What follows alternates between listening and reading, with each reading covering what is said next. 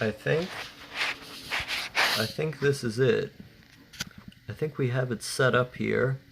Streamlabs on mobile should be working. I'm not quite sure if it is or not. Oh, and as soon as I start the stream, I get an email from YouTube. Um, but the way that I have this set up here is that what it's supposed to do is that it's supposed to show the live chat on the stream itself as the stream is going. And also what I'm hoping is that using Streamlabs as opposed to using the YouTube app, I'll be able to not have the stream constantly be interrupted like what happens with the YouTube app. So hopefully that's how it works out. I have no idea if it will or not. Let me know. Let me know how it sounds and how it feels. Those of you who are in the chat, if this is like a better alternative to streaming the other way, I'd love to know. It says that I have 2 viewers on the app, but my computer is telling me different things, so I have no idea. I have no idea what's up with that. Hello, everybody. Even the quality, like the camera quality, seems to be better using Streamlabs as opposed to using the YouTube app. So I find that very odd. I I'm thinking like, because you can't stream on mobile on a channel that doesn't have 1,000 subscribers, right? And I'm thinking, maybe I could use Streamlabs to stream on my second channel, and if I had like a stream that wasn't quite as important or wasn't all that interesting. I mean, usually when the streams aren't very interesting, I just delete them off the channel and then post them to the second channel anyway. But if it's not anything of particular note, I might just use this Streamlabs app and stream them on the secondary channel. So it's interesting. It's an interesting gadget. I had no idea that this piece of software existed for mobile. I thought it was only a desktop thing. We got i330 in the chat. Hello there.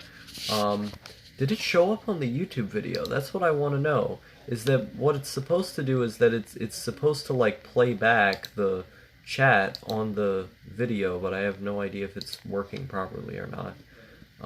Spam the chat with a bunch of nonsense so I can be able to see if it's working properly.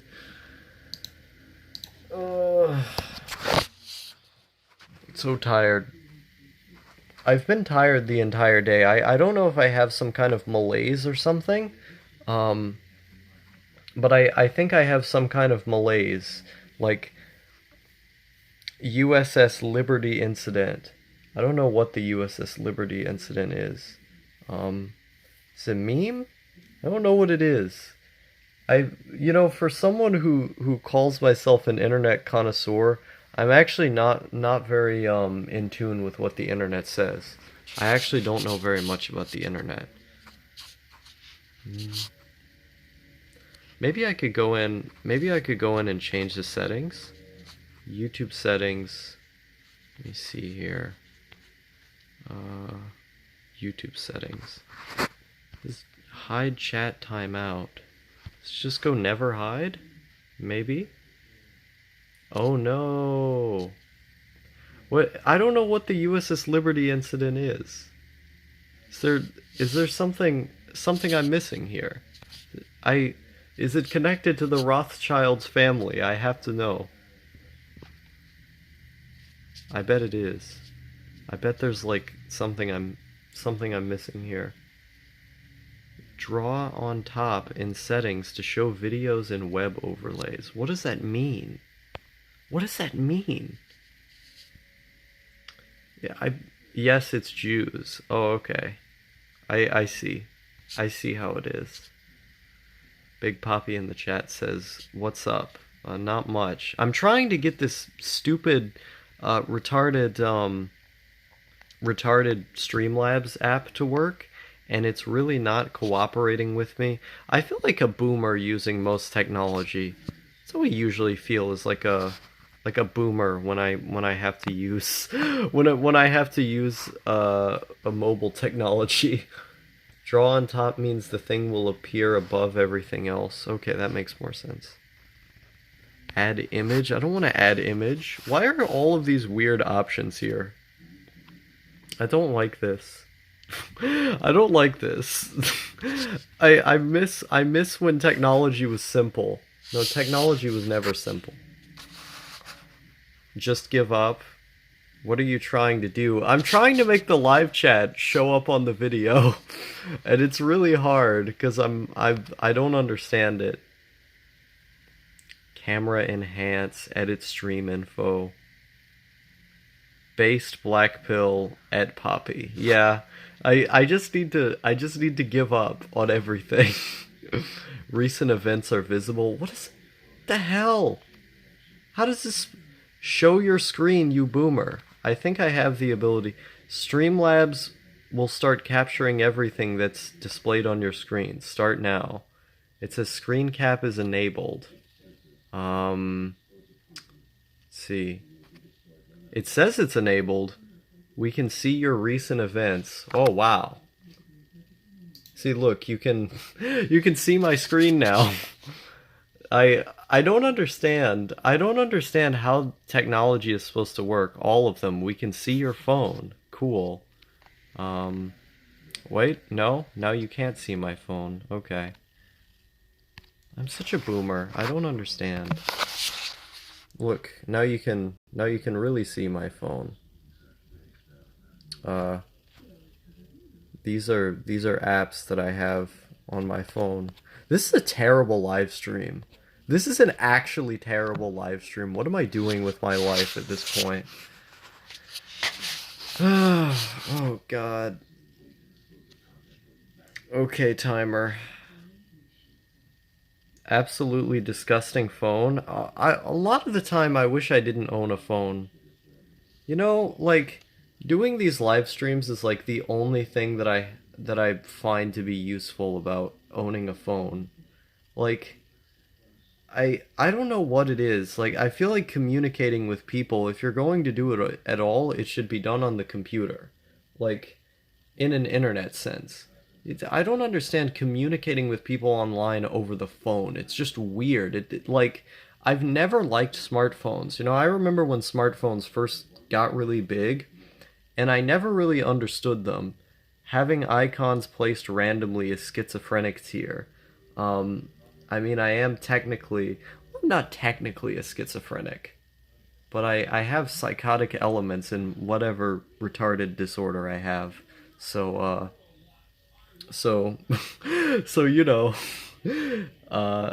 if you don't leave the house much, it's kind of useless.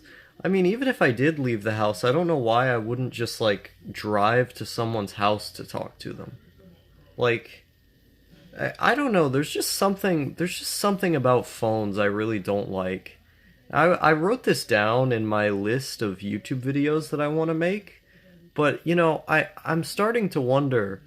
You gotta keep them updated. Updated on what? What do I keep them updated on? Why don't I just use the landline? Like, I could just turn on the landline and talk to them that way. I don't understand. Like, people... why not just send a letter to someone? You know, have people forgotten that you can take a pen out? You can take a pen out and just write a letter to somebody? Like, I don't understand what's wrong with the landline or what's wrong with writing to people. Like, writing to people is fun. It's actually really fun to write letters. That shit takes too long. I don't understand. Why does it take too long? Like, all you have to do is just sit down. Not convenient, but like, I don't know, man. It feels better. It, like, okay, think about it. You have 25, or not 25 hours in a day. You have 24 hours in a day, right? And so, if you're going to use those 24 hours, like the entire time, I want maximum convenience, but why? But like, what are you filling that time with? Like, even when I'm going to school, most of my time I just spend staring at a wall. Like, I just come home and then I just put some YouTube on in the background and I just stare at a wall. Like, I don't understand what time I don't have to sit down and write a letter to somebody, or to sit down and use a landline to call somebody. I don't like having a cell phone a lot of the time. The only reason I use a cell phone is to be able to make YouTube videos, because I don't have like a proper computer to edit stuff, so I end up having to use KineMaster a lot, and then the stupid KineMaster watermark is on my videos, or I use it to you can't play Tetris on a landline. I'll see about that. Just get enough landlines together and then try and shape them, or something. Um, I don't even know what I'm talking about anymore. But like, you know, it's it feels better. It just feels better to use a landline, man. It just feels better. it I don't need to justify this to anyone. Look at it. It's the live stream on the live stream. This is pretty cool. I wonder if it gets to a point where like it like spaces them out a bunch of times or something. Literal boomer take. And I know it's a literal boomer take, but it's cooler. Like, I like the idea of just using phones. Using a cell phone is just annoying, man. That's the problem. It's just annoying using a cell phone. I don't like the icons. I don't like the atmosphere. I don't like how convenient everything is. I want having to talk to someone on the phone be like a struggle. For it to be like something that I don't want to do, but I have to do. Like, that's how it was when I was younger. Like, we did not get a cell phone until I was much, much older. And so by the time we actually got one, it just felt weird. Like, it felt like something I'm not supposed to use. Now, I always hated my brother with his cell phone. Like, he got a cell phone, I think it was in like 2011? Was it 2011, or was he kicked out by that point? Or was 2011 the year he was kicked out? I can't remember. Uh, Let me see here. I'm trying to remember. Anyway, so he got a cell phone at some point in the 2000s, and I always hated it. I always thought it was so stupid. Like, and when I got my own cell phone, I thought it was equally stupid. Like, okay, let me see here. You hate convenience. I don't hate convenience with everything. I just hate convenience when it feels useless. Like to me, there's a thing where there's too much convenience. Sometimes you have so much convenience that it's just boring. You can show off your ringtones, but who would call me? Who would think, oh, I want to call Star? Like, no one would say that. Who am I gonna show my ringtones to? All of these imaginary friends that I've just suddenly have. I crank that. Okay. By Soldier Boy. That was probably that was probably a ringtone my brother had back in the day. Um, I want to call Star. Yeah, like, no one's saying that. I don't understand. Who would say that? Who would just sit down and be like, I want to text Star today? Texting Star is like on my mind, bro. No one would say that. Hey, so the idea of me owning a cell phone is really dumb. And I don't want to own one. I want to replace my cell phone with like a camera. But if I could sell this cell phone and then just buy a camera and like a better computer, I would do it right away.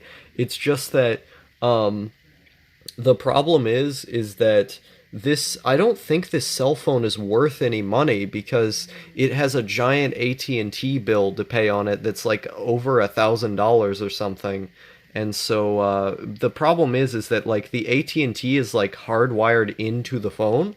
And so because of that, it makes it absurdly difficult to be able to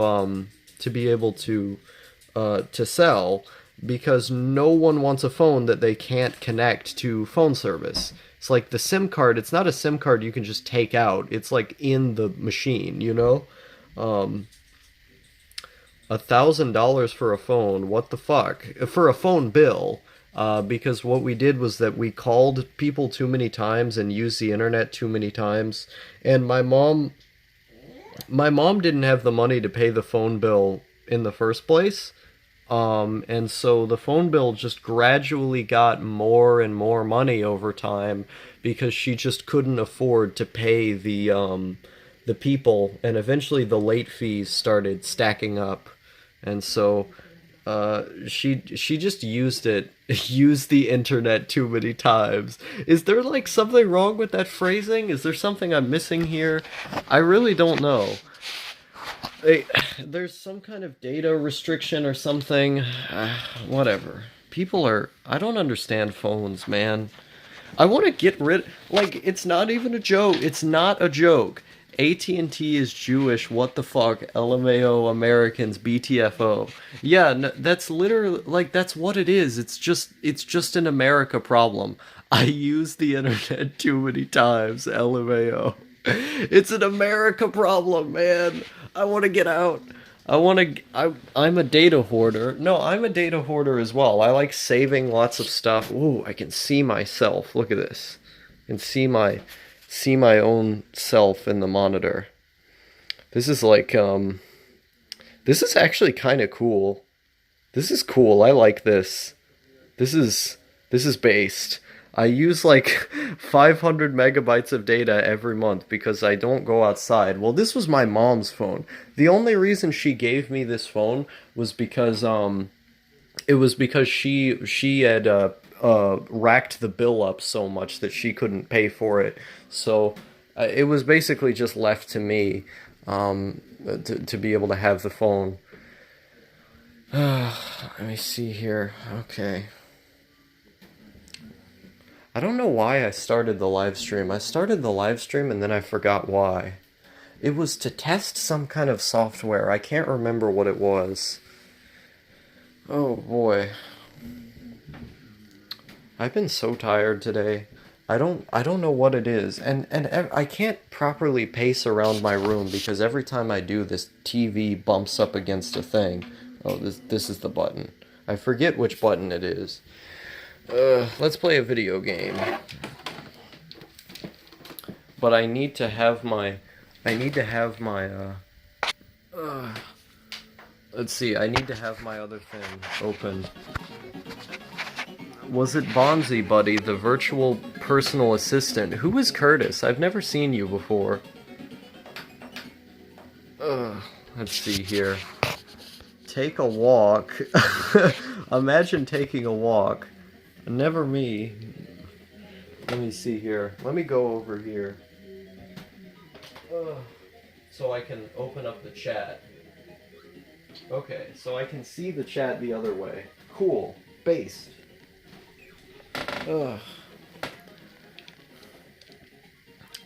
See, I'm on the second level now. I've just been playing this. This, like, there's something about. It's 4:30 a.m. Oh fuck, I should sleep. Good night. Yeah, it was nice having you in the chat. I am here, that's it. Yeah, I don't know who you are. I've never seen you before. Yeah, good night, I330. I337. What a memer. Imagine living in the UK. Never me. Oh my god, I'm such a based player. A walk would not do you bad. It's so late. I don't want to go out. I went out for a walk today already. I don't why would I? It's the fall break. I don't want to. I get off from school so I don't have to walk around. You are like the personification of instant ramen. I think I agree with that sentiment. You will be Yoshiaka Miyako Ri. You will be healthy and happy. Uh, that sounds kind of on-base to me. Oh, I am a subscriber of Yoshika Miyako. I came here from him. Do a slow doomer park walk. Can I even be classified as a doomer anymore? I think I'm just classified as mentally ill. Ugh, okay. You finally said my name correctly. Well, I've always known how to say it. I'm just too lazy to say it correctly. I'm just really lazy in mindset. I named myself after my favorite anime character. Was it Popey the Performer? You should watch Popey the Performer. You guys have been sleeping on that show. Everyone has been sleeping on Popey the Performer, and it makes me so sad. It's a CGI anime. It's a CGI anime that looks like a Nintendo 64 game, and it's like 50 episodes long. And it's really funny. Like, it's both the most funny and aesthetically terrifying thing like I've come to see out of Japan. It's good stuff. I'm a fan. I ain't gonna take that from an Evangelion hater. Well, I mean, most of my hatred of Eva is kind of like a meme. Like, I don't really hate Eva that much. I just think it's a little bit boring, but I'll give it a shot at some point. I'm playing this game wrong, I think. You're supposed to, like... Okay. Have you seen Xavier Renegade Angel? I have at one point. I never finished the show. I never finished the show. I always like 12 Ounce Mouse more. 12 Ounce Mouse is a great show. Like, I know it's kind of grouped in as this, like, you know, late 2000s kind of, cartoons were terrible at this time kind of thing. Because all of the Flash shows at the time were pretty bad in the late 2000s cartoon era. But 12 Ounce Mouse, people are sleeping on 12 Ounce Mouse. It's a great show. Now, 12 Ounce Mouse is like a cult favorite of mine. I love that show. I could watch that show forever. It's too much fun.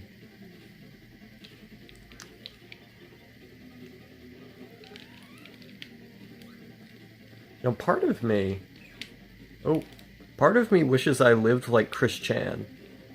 Like, have you ever thought about how Chris Chan just, like, makes all this money and, like, lives a perfect life?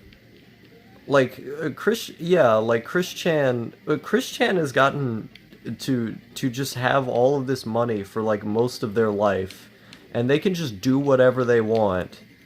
Like, he is not happy. I don't know. Maybe Chris Chan's not happy. I don't keep up with them. But I think I would be completely happy in Chris Chan's position.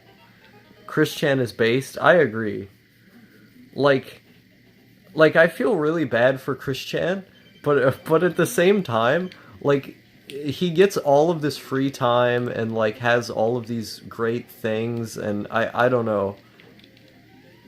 Part of me is like, I wish I had that much free time again. He's lived in filth his whole life, no friends. Well, obviously that part's not good. I just mean, like, he has so much free time. I'm like, how does he do it? I wonder if Chris Chan gets lonely. Probably. Good evening, fellow CWC villains. Didn't his house burn down? Always reaching for shit he'll never get. He's just a shitty person. Yeah, I mean, I'm not saying Chris Chan isn't a bad person. I'm just saying I envy the amount of free time he has. Too much free time is bad. You'll go crazy. I think it depends on who you are. Like, in my case, having a schedule is pretty beneficial for me. So it depends on who you are. I don't know if it's necessarily free time that's the bad thing, or if it's just not having, like, a concrete thing that you have to do every day. Because you can self-impose a schedule. I think you just have to be mature enough to do it.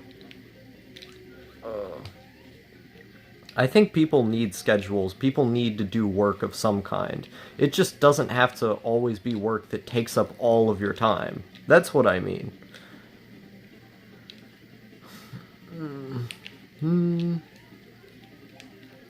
Like if I had a job where I worked 6 hours a day, I think I would be totally fine with that. Working 6 hours a day actually sounds really nice. Oh. Molly Bloom says, A. Having something to look forward to is essential for human happiness. A schedule can help with that. Yeah, I agree. Especially when I'm doing nothing but looking at a computer. Yeah, it's not good to be looking at a computer and then not having any kind of achievement tied to it. I like I like doing the same things over and over again. I don't know why. Like there's something to me like if like with YouTube for instance, like I can do YouTube all day. I just do it over and over again. And it's like it's the same with like doing math problems at school. Like I can just sit there and do math the entire day and I enjoy it. I have fun doing math. I just sit there like because in the class that I'm in, it's a credit recovery class, and I just spend 8 hours a day in that class, excluding lunch. I go to lunch, but we don't really get any breaks in the class. We're just sitting at the computer the whole time, not really talking to anybody. And I love just sitting there and doing those math assessments. Like I never realized how much I enjoyed doing math, because I always hated it, you know, like. I was always like, history is the best class and English is the best class, but eventually I started to really like math this year during the credit recovery. What math are you doing right now? I'm in like the middle period of doing algebra, like doing equations and stuff. So many people. Let's see. Star, do you find YouTube fulfilling? Yeah, I find YouTube really fulfilling. Like, I don't think I would have done YouTube for this long if not for the fact that I have so much fun doing it. YouTube's probably some of the most fun I ever have. So I wouldn't keep on doing it if I didn't like doing it this much. Looking forward to shit means nothing. Accomplishing shit is what gets you rock hard.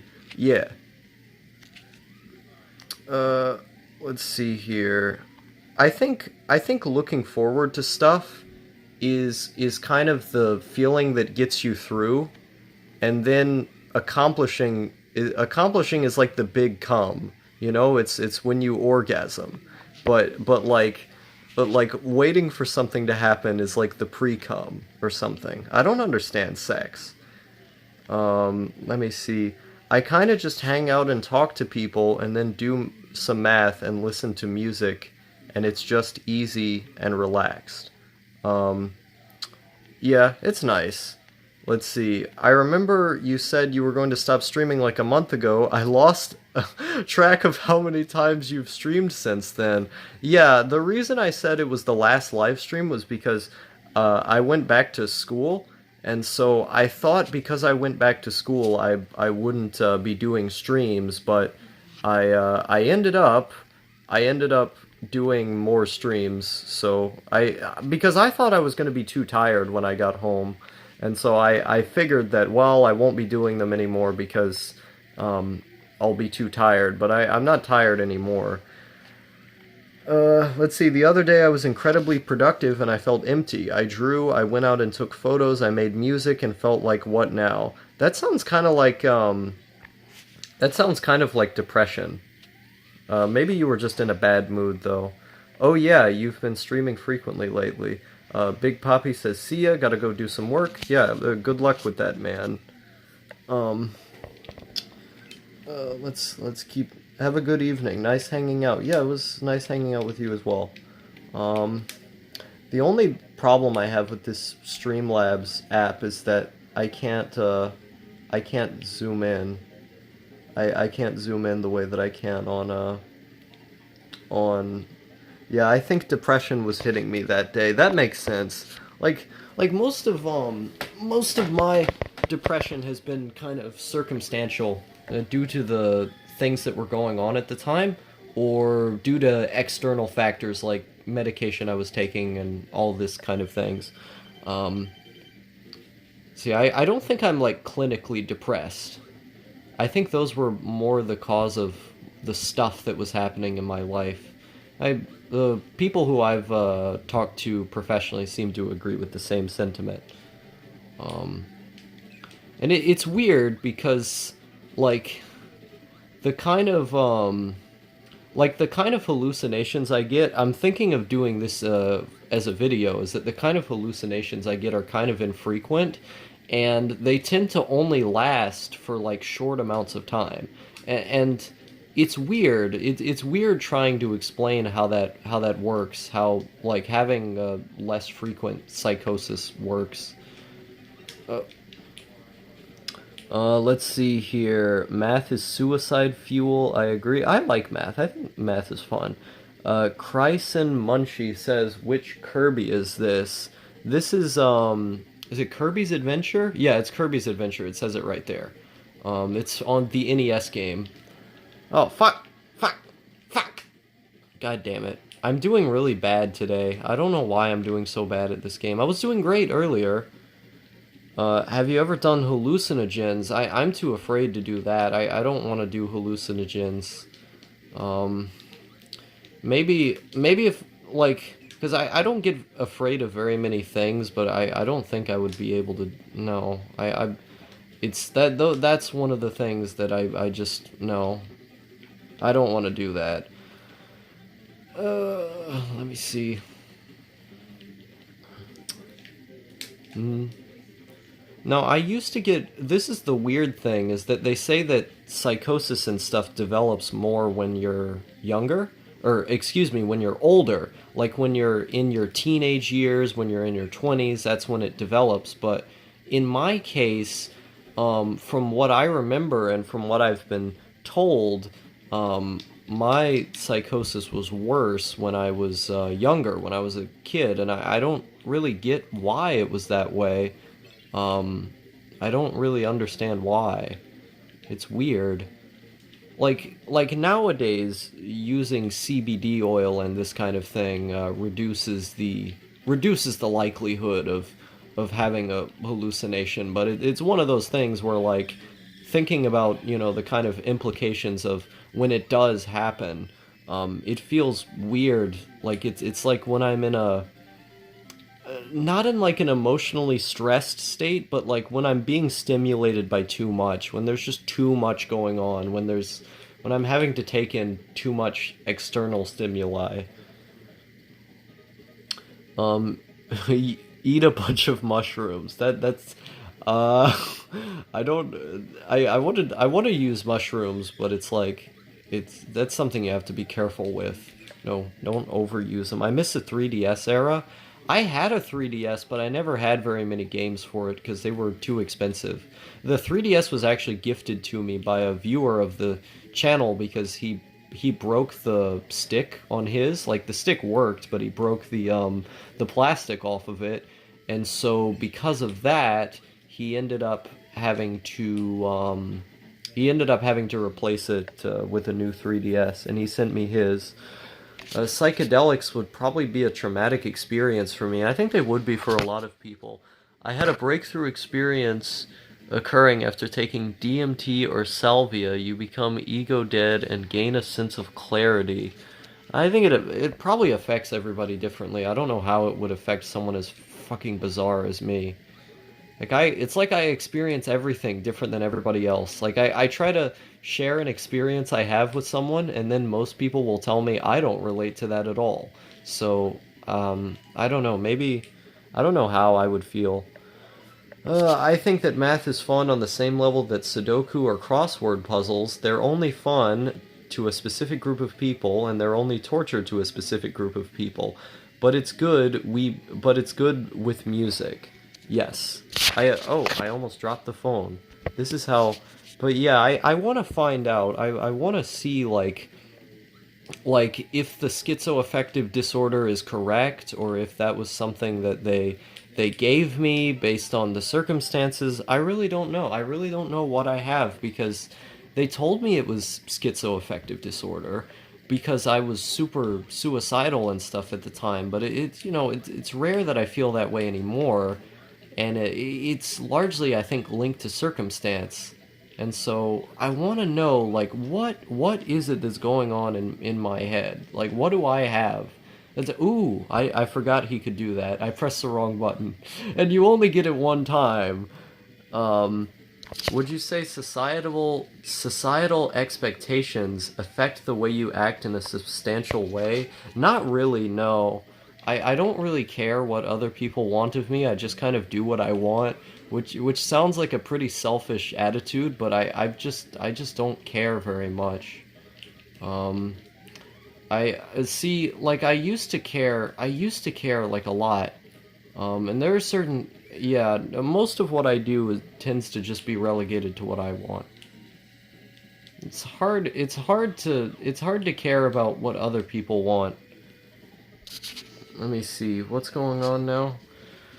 I always wonder how much drug stuff is actually the effects versus the placebo your mind creates. Like, if you hear that DMT gives you clarity, is that then more likely to occur?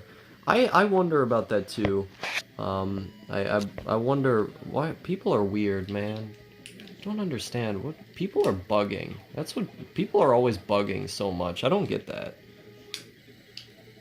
I actually sound like I'm on drugs today, but I swear that I'm not. I'm just really tired. I've been tired ever since I woke up. I don't know what it is, what it's about. I woke up really, really tired. Um, your experience on psychoactives depends on your mood, your values, and insecurities. You have to be willing to lose you you have to be willing to lose mental control. If you conflict the experience, it causes scary trips. Yeah, I mean, it's kind of like weed. With like weed, if you have something on your mind that's really bothering you that you're ignoring, sometimes you can get anxious because that anxiety comes out, it forces you to deal with it. I frequently confuse other people's wants for my own. That kind of self-delusion, I think, is something that a lot of people do. I, it just depends on how extreme it becomes. Um, I confuse myself on what I want a lot, but not because of like society expectations. It's more to do with my own internal confusion. I have trouble understanding exactly what it is that I want a lot of the time. I act like I get it. Like, I can come up here and say, "Oh yeah, I know what I'm gonna do now," but I really don't have a clue. Let me see here.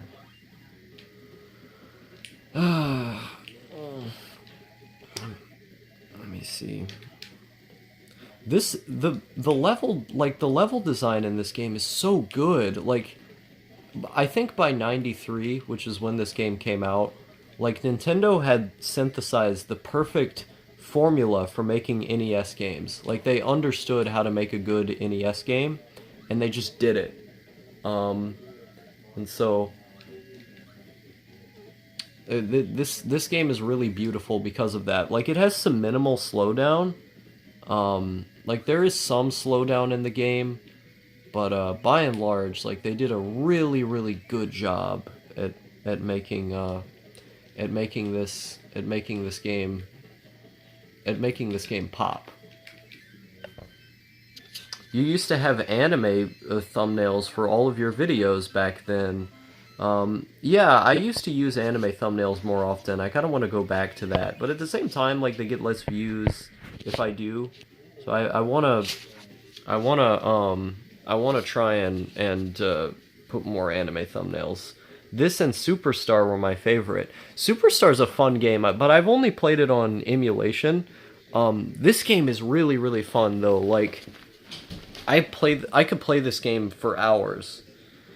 Um, yeah, it's actually an important conversation the way YouTubers and pseudo e-celebs make it seem like they are sure of things when they are not. Yeah, I think it's part of being an entertainer is that, like, being an entertainer on the internet where, like, what your job to do is to talk about yourself and your own experiences, part of that entails talking about the things that you're unsure about, where, like, everyone has times in their life where they're not sure about something and where they're just going through the motions, they're trying to figure out what they want to do.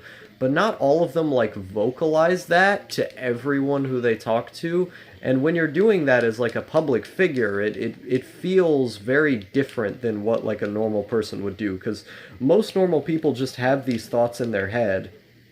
The thing that makes me different is that I publicly state all of the thoughts. Maybe people aren't as self-contradictory as I am, but it's also part of like being a young person. Like if you're a young person and you're documenting your process of aging on the internet, I mean, obviously there's going to be a lot of changes going on. Let me see here. Your audience is your therapist. It feels like it a lot of times. But Star, the aesthetics. The aesthetics are kind of important. It's getting views, and it's hard to grapple with getting views and aesthetics, because it's like I always want to be able to get more people to watch my stuff, but I don't want to compromise my vision in the pursuit of getting more viewers, because I don't believe in that.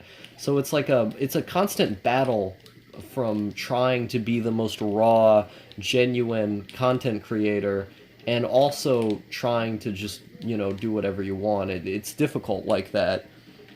But the aesthetic of anime YouTube thumbnails, yeah, no, I got that. But it's like, it's trying to, you know... Then again, my thumbnails aren't really good enough to get viewers in the first place. Maybe I should just go back. The thing with you using anime thumbnails so often is that Admiral Umaru already does it, or Yoshika Miyako already does it, so I don't want to like steal his thing, because it's kind of his style now. I get influenced by his videos a lot nowadays, to be honest. Oh, I killed him. Woo! Yay! Okay, now I can go back up here. I feel like a little kid when I play this game. Like, there's something about playing a good Kirby game that it's like they get all of the beats right of being a kid. Perfectly. I don't know how they do it so well.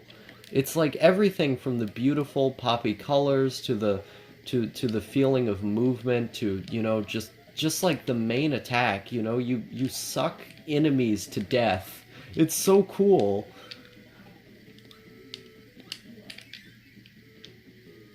You should make a video talking about the Admiral movie. Ooh, this part is so cool. They like simulated 3D movement on an NES game. This is like one of the coolest parts that they had in the game.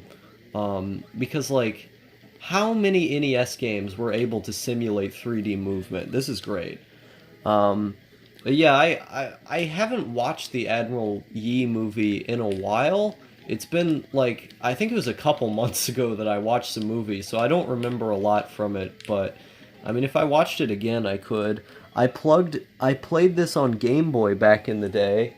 The sequel was pretty good too. I want to play the Kirby's Dream Land games on Game Boy. I know those are supposed to be pretty good.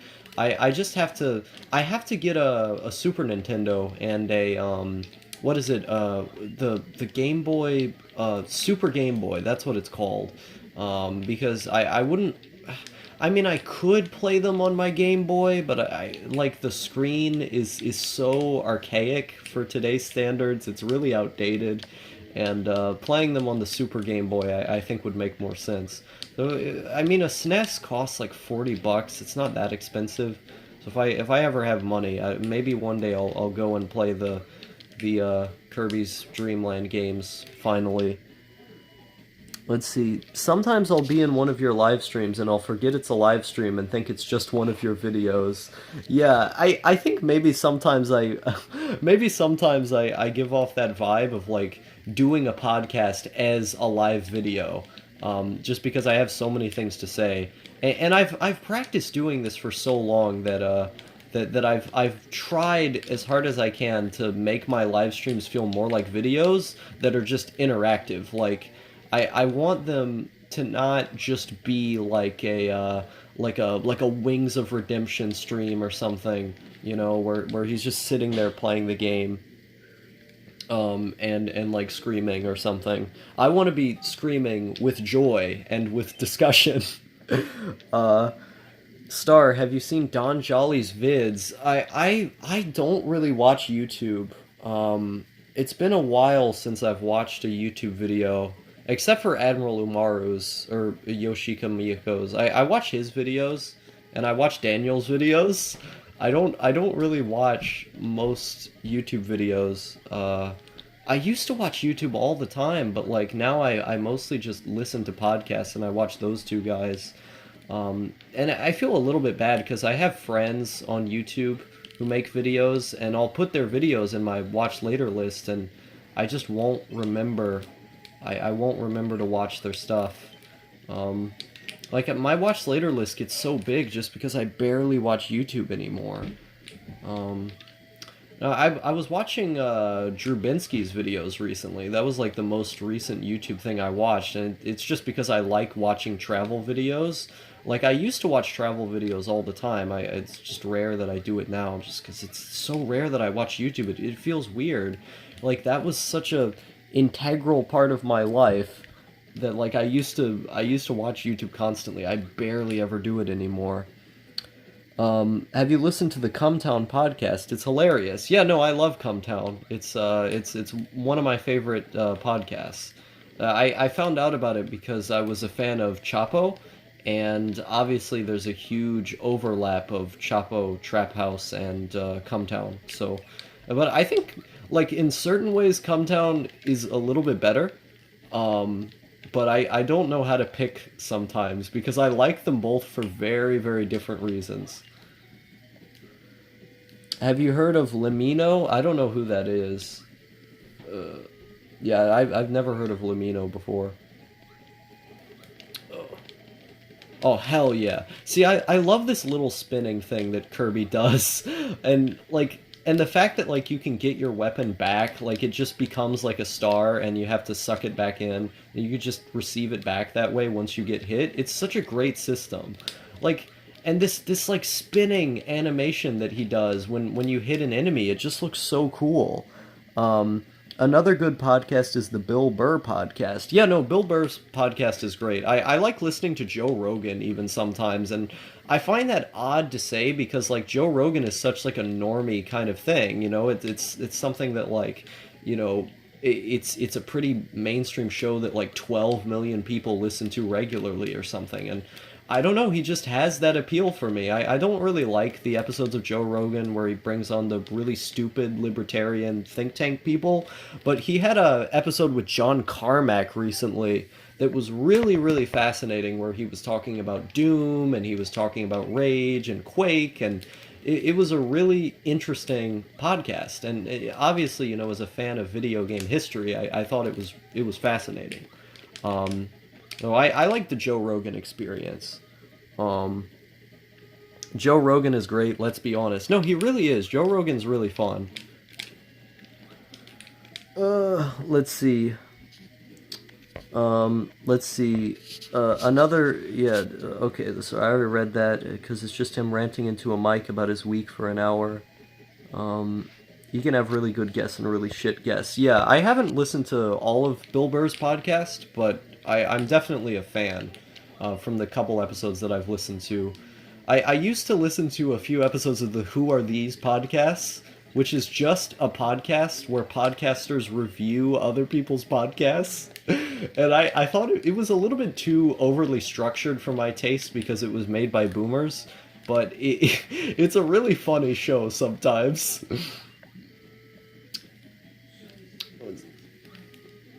I tried really hard to get into the Dick Show at one point, but I could never get into the Dick Show. I don't know why. Like, I've known people who are really big fans of the Dick Show.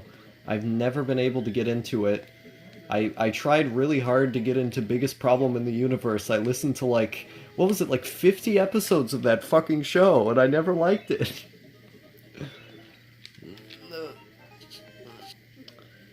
Oh, I died again. Okay, how do I get past these guys? Why was that one uploaded to Star 2 instead of the main channel? I watched the Dick Show highlights. What do you mean, why was that one uploaded to Star 2? Just curious. Which video? Did you say which video earlier? I didn't see you in the chat saying that. Hiki Fag video.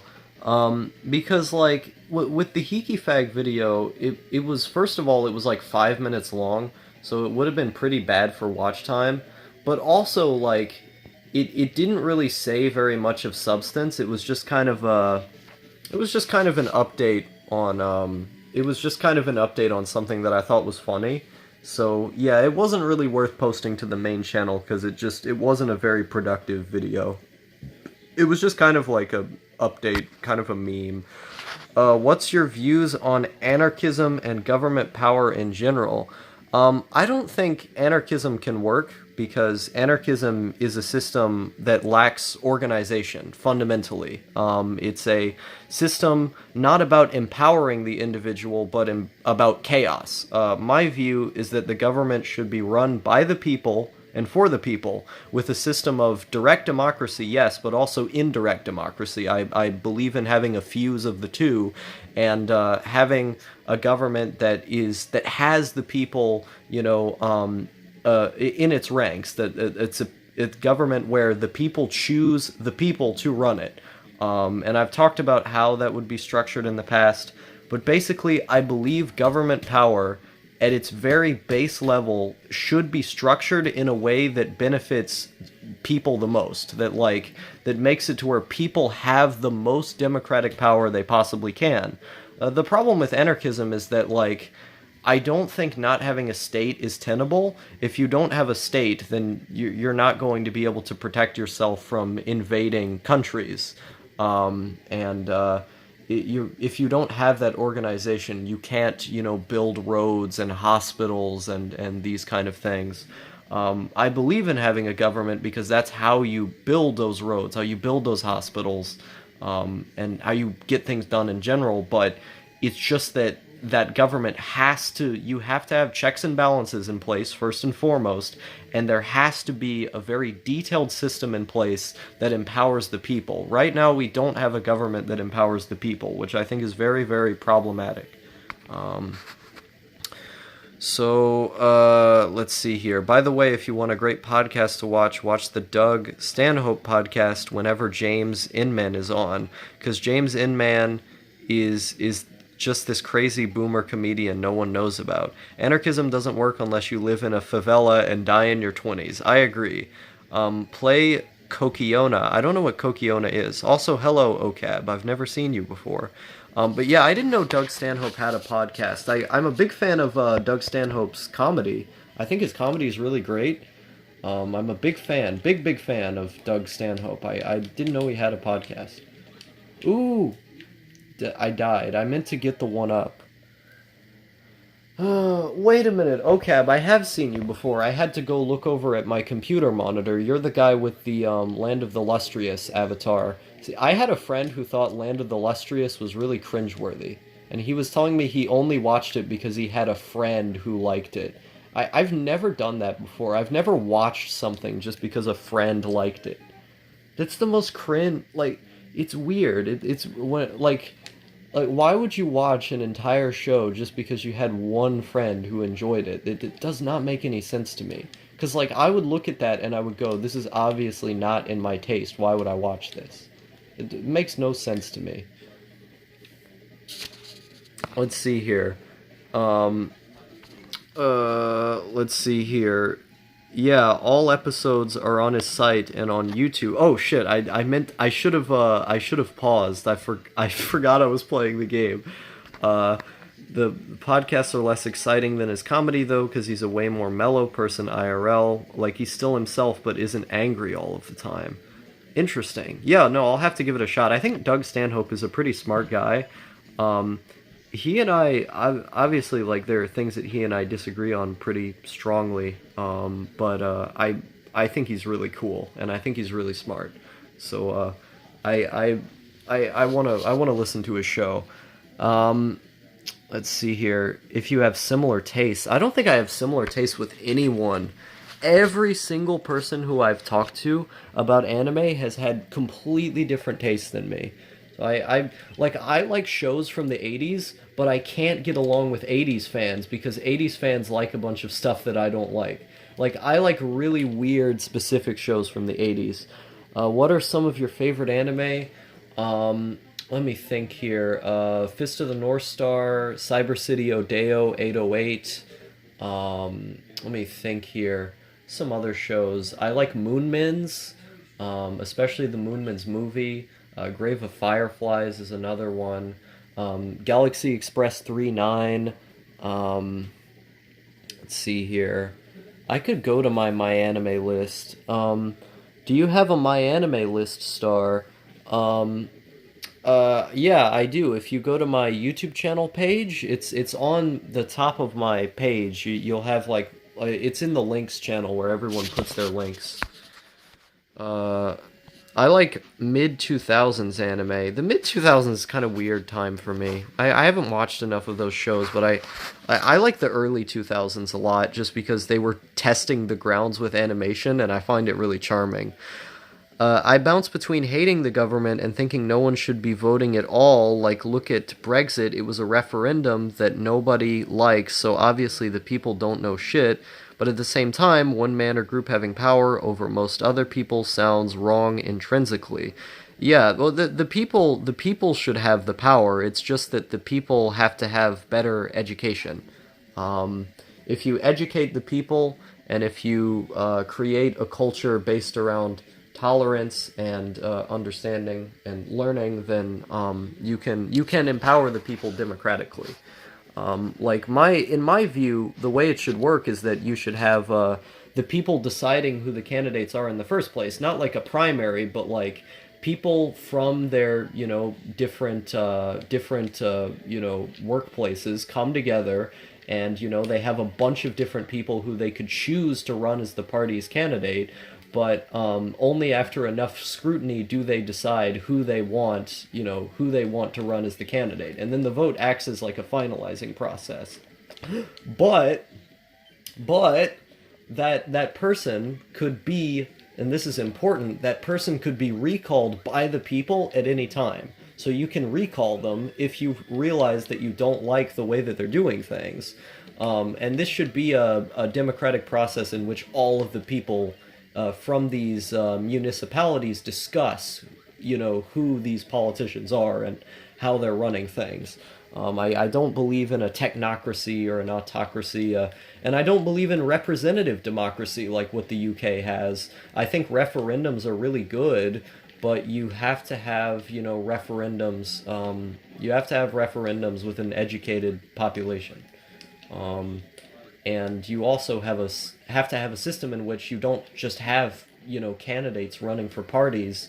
You have to have a system in which those candidates are directly chosen by the people, and when those people are the people themselves. Let's see here. I live in the UK, and most people are pro-Brexit. It's mainly London liberals who have a problem with it. Yeah, I support Brexit as well. I think the UK leaving the EU is a good thing. Kaiba is a pretty good mid 2000s anime. It seems like it. I think I would like Kaiba a lot.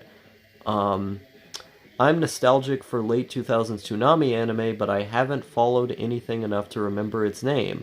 I think late 2000s Toonami anime is good. In other words, we should focus on improving education, not focus on immigrants, boomer as it may sound. Yeah, I agree. Insane Idiot says, why? Why do I support Brexit? Um, well, the problem with the EU, like inherently, is that the EU is a system of free trade. And what that basically means is that, let's say, okay, let's back up. Let's talk about why I don't support the EU. It's not for the reasons that other people have. A lot of it has to do with unionization rights, is that it's generally, more difficult to fight for workers' rights and to nationalize certain industries under the EU, because it's a free trade system in which, let's say you're a company in Germany, right?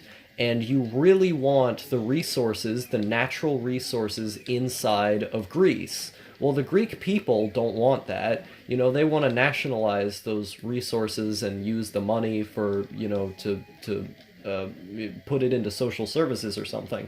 Well, you as a German as a German business owner, you can just decide, I'm just going to take that land and I'm going to buy it and I'm going to do what I want with it. And I think it's really dangerous when you have all of these other, larger countries basically in control of your labor market, where you have this system of free movement and free trade. It makes more protectionist trade policies that are meant to benefit the people much harder to put in place, and nationalizing things and having unionization rights and this kind of stuff. Let's see here. I mean, all I heard about the UK leaving the EU is that logistically it's a mess, and also most economists had said the economy would tank in Britain if it did. Well, look up Mark Blythe. Is that Mark Blythe? But you need investment in your economy by outside capital to grow your economy. That's not necessarily the same thing. You can have investment and also not, completely bend over backwards for foreign countries to exploit your resources and labor force. Let me see. Look up Mark Blythe. Mark Blythe has a lot of videos explaining economically why leaving the EU is a good thing for the UK, and also why it's good for the workers in the UK. I think Mark Blythe is generally pretty good at explaining that. But I am definitely not in support of the EU. I think the way that like the UK government is trying to implement the policy isn't the best, but the EU is very bad as an institution. But the argument pushed by Brexiters was that immigration was the problem, not that other countries are exploiting their economy. Yeah, the whole immigration thing, the demonization of immigrants, I don't support. I don't think that's good. And there's a right-wing critique of the EU, and then there's a left-wing critique of the EU. I come from the left-wing side. Obviously, other people are coming from the right-wing side, which I disagree with. That's why I say that like the implementation of Brexit is pretty important, because if you don't have economic stimulus, if you're not if you're not trying to put money into the economy at the state level, if you're employing austerity measures, then yes, your economy is going to be worse because you left the EU, because you're doing these kind of austerity measures that are bad for the economy in the first place.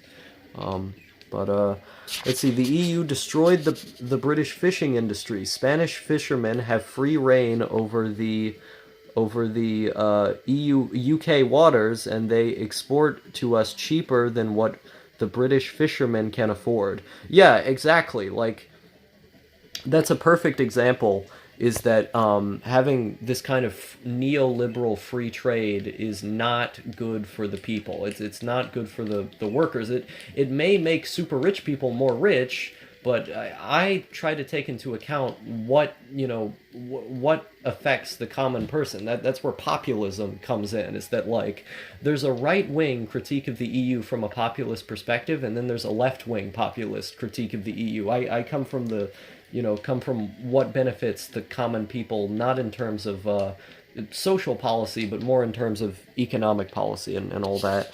A large part of the mess of it is that currently Northern Ireland is sort of a part of England and the EU, but if UK left the EU, no one knows if Northern Ireland would as well. Yeah, no, I know the Northern Ireland situation on the border is quite a tumultuous scenario. And that's a big problem. I mean, Northern Ireland itself should not even be a part of the UK in the first place. It should just be a part of Ireland, because it was stolen. But obviously, we don't live in an ideal world where that policy would be put through. So I don't. Yeah, that's one of the most complex parts of it. Also, Scotland might secede if Brexit goes through. Could Scotland afford that? I think Scotland would be better off. I think Scotland would be much better off without the UK, because if you look at Scotland, Scotland, most of the oil in the UK is located in Scotland. Most of the oil. And so the UK's economy would tank massively because they would lose that oil and that natural gas. But most of the nukes are also put in Scotland as well, and Scotland does not want those nukes. They want to get rid of the nukes. And so I really hope Scotland secedes because the Scottish people have their own right to self-determination. They are their own country. I don't think their land should be, stolen by the British the way it has been throughout. How do I keep doing that? Um, let's see. Yeah, ultimately it should be up to the Scottish people. And there seems to be a very anti-UK sentiment in Scotland, which I think is a good thing because they had their land stolen from them. Okay, is there a way I can... Okay, well, whatever. Let's see. Let's kill this guy. No! He took my power away. Okay, there we go. I'm like barely paying attention to the game at this point.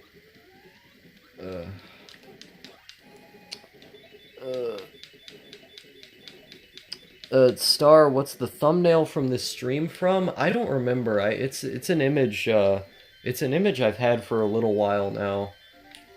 It's just a military. I like my military anime girls because I think militaristic anime aesthetics are cool. So I just have a bunch of pictures like that. I'm not kind of a military otaku. I used to be a military otaku. Like, I was obsessed with, like, learning what types of guns there are and learning about all the different tanks and the way that militaries work. And I used to be obsessed with that kind of stuff. I would, like, hoard so many stats and pictures of guns on my computer. It's like obsessed with military stuff. Not like personal owning guns, like military guns and tanks and all this kind of stuff. I was really into it. Um, what is a good military girl anime? Um, let's see. Have you seen Girls Last Tour? I have seen Girls Last Tour. I think I told the story. Actually, no, I have an analysis video on Girls Last Tour, man. You can just watch my if you go back through my YouTube channel, I wrote a video on Girls Last Tour. I thought it was pretty good. Um, let's see. What is a good military girl anime? Um, uh, Girls on Panzer, I guess? Boo! We must keep what little empire we have. In fact, fuck the UK. We should invade and teach those ginger fuckers what's what. Yes, of course. I still gotta watch it. Yeah, no, it's pretty good. It's a good show. Uh, I, to be honest, and this isn't to offend any British people in the chat, I've had so many negative experiences talking to British people that I got to a point where I just said, you know what, fuck Brits. I don't hate all British people anymore, but there was a time in my life where I just hated all British people because so many of them are just such mean-spirited people. I don't understand what it is. Like when I talk to people from other countries, usually they're very, very nice and they're nicer than Americans. It's like British people are just Americans but worse. They're like if Americans thought they were smart. Do you know how terrible that would be? Like, Americans are dumb, but British people are just as dumb, but they think they're smart, and it's so bad. I really, I don't hate all British people the way that I used to, but I used to really hate British people. It's like the arrogance that they have. It's just, and I don't like generalizing, but it's just, they're so arrogant. I love the idea of loving girly anime, but to be honest, I haven't loved any of the ones I've watched. The closest I got to loving was K-On! Yeah, I felt the same way in the past. Like I've liked the aesthetic of being like the moe otaku. There's actually quite a few moe shows that I have enjoyed. But as with most things with me, except for like video games are in the tiny percentage of things I can consistently enjoy. I am very, very hard to please. I don't know why. I'm with anime, with film, TV. It's really, really difficult to get me to like something. Madoka Magica is unironically a masterpiece. I gave that show like a 3 out of 10. I hated that show when I watched it. And I watched the whole thing. I didn't just watch like one episode. I sat back to watch the entire thing because people were telling me it was going to be good. And I hated it. Oh, God. Okay.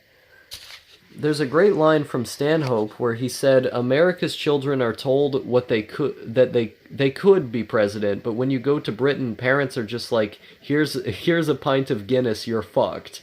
Yeah, no, I remember that. That was a good line. Um, Anyone seen Alien 9? It's pretty great, but I don't know if it's popular or not. Yeah, Alien 9 is really good. I love Alien 9. I mean the movies. The show is not as good. I haven't watched the movies. I like a lot of films. Most films I watch, I at least like.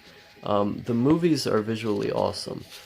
Jeez. Hopefully that was not a loud sound. Okay. Ooh, boy. Hopefully, hopefully that was not a loud sound. There's a lot of reasons why British people have a cold character, I can imagine. Okay, let me... Yeah, sorry about that. Hopefully that didn't hurt anyone's... Hopefully that didn't hurt anyone's ears. I'm doing really bad today. I'm sorry. That fall was funny. Okay, that's good. The new mobile game. Ugh, mobile. Did I tell... I don't know, the other people who are in the chat now didn't get to hear this. Sailor Moon is also based... Yeah, Sailor Moon's great. I love Sailor Moon. I don't think the people who are in the chat... Have I seen Andrei Tarkovsky? Of course, I love Andrei Tarkovsky. He's one of the best directors of all time. Watch Solaris. Let's see, what was I gonna say? Oh yeah, so I've come to the conclusion that I really hate cell phones, and I that fall was Moe. Thank you. Like I've always hated cell phones. It wasn't like a conclusion that I just came to, but it was a conclusion that I just accepted. Like, I've hated cell phones for so long. If I could just get rid of mine and then live stream on like a tin can or something, that would be preferable. I hate the aesthetic of phones. I hate the presentation, the overlay of phones. The only time I would ever buy a cell phone would be to buy a Huawei phone from China and then just not use it. I would literally not use it. I would give it to somebody else. I just want to buy it to support Huawei. I do not like cell phones. I hate cell phones fundamentally. They're terrible. They're terrible. They're Insane Idiot says they're portable crack. They're not even like it, I guess it's a good analogy in the sense that it's something you get addicted to, but you also don't like. Stalker, not Staller. Yeah, no, I see what you mean. Old cell phones are pretty cool. Old cell phones are pretty cool. I like the older ones because you just use them to make calls. But like I like landlines, like just using a landline. I want to go back, man. I want to go back to using a landline. It's I don't I people look at me when I say this and they're like, why was the past so great, Star? And I don't know how to reply.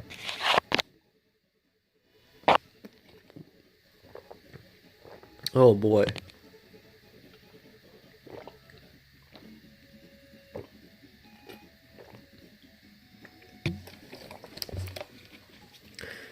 I hate everything about where our culture is going. And it's terrible because I feel like I'm at like the center of it. Like maybe it's me being a kind of a narcissistic person, but it feels like I like embody Zoomer and I hate that I embody Zoomer.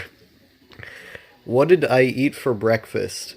I don't remember. I don't usually remember what I ate for breakfast. Um, I haven't seen you in the chat before. There's so many new people.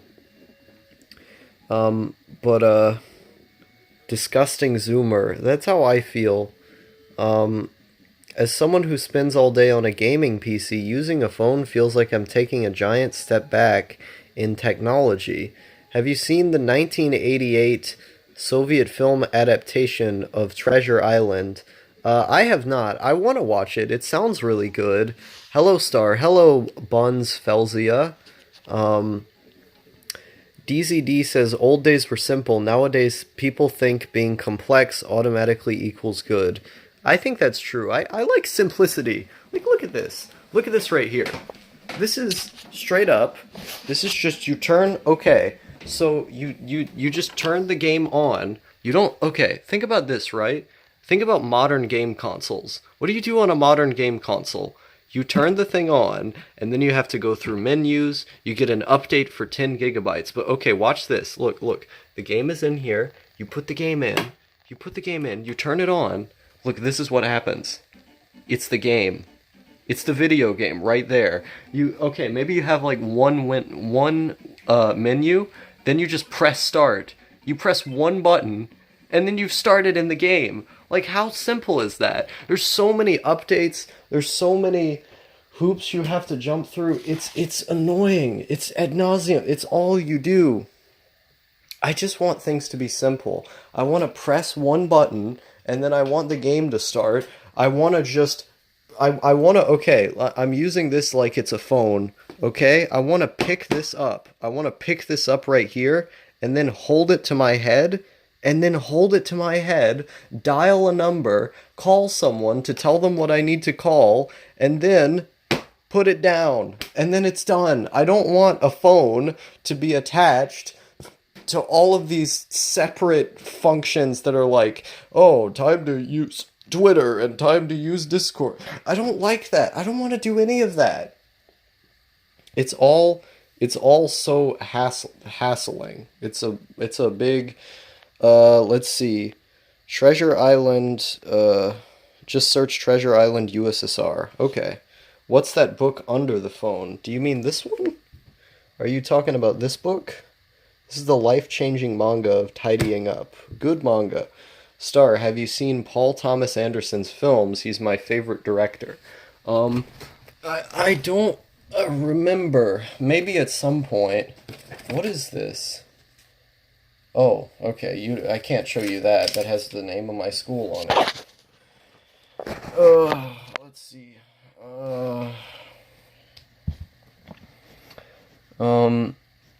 Let's see here. What's going on in the chat? So many people. Where did all these people come from? Are you Jewish? Yes. Ethnically Jewish. Let's see here. Boogie Nights made me cry. Oh, so I was gonna write down Treasure Island USSR and then Paul Anderson?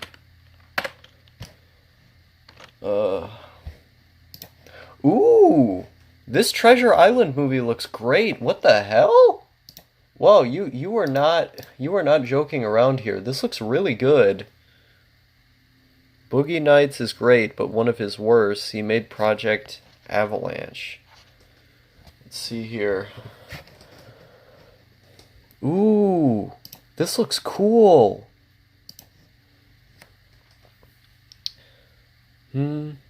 I don't understand film. Someone needs to explain film to me one day. I don't really get it. Let's see.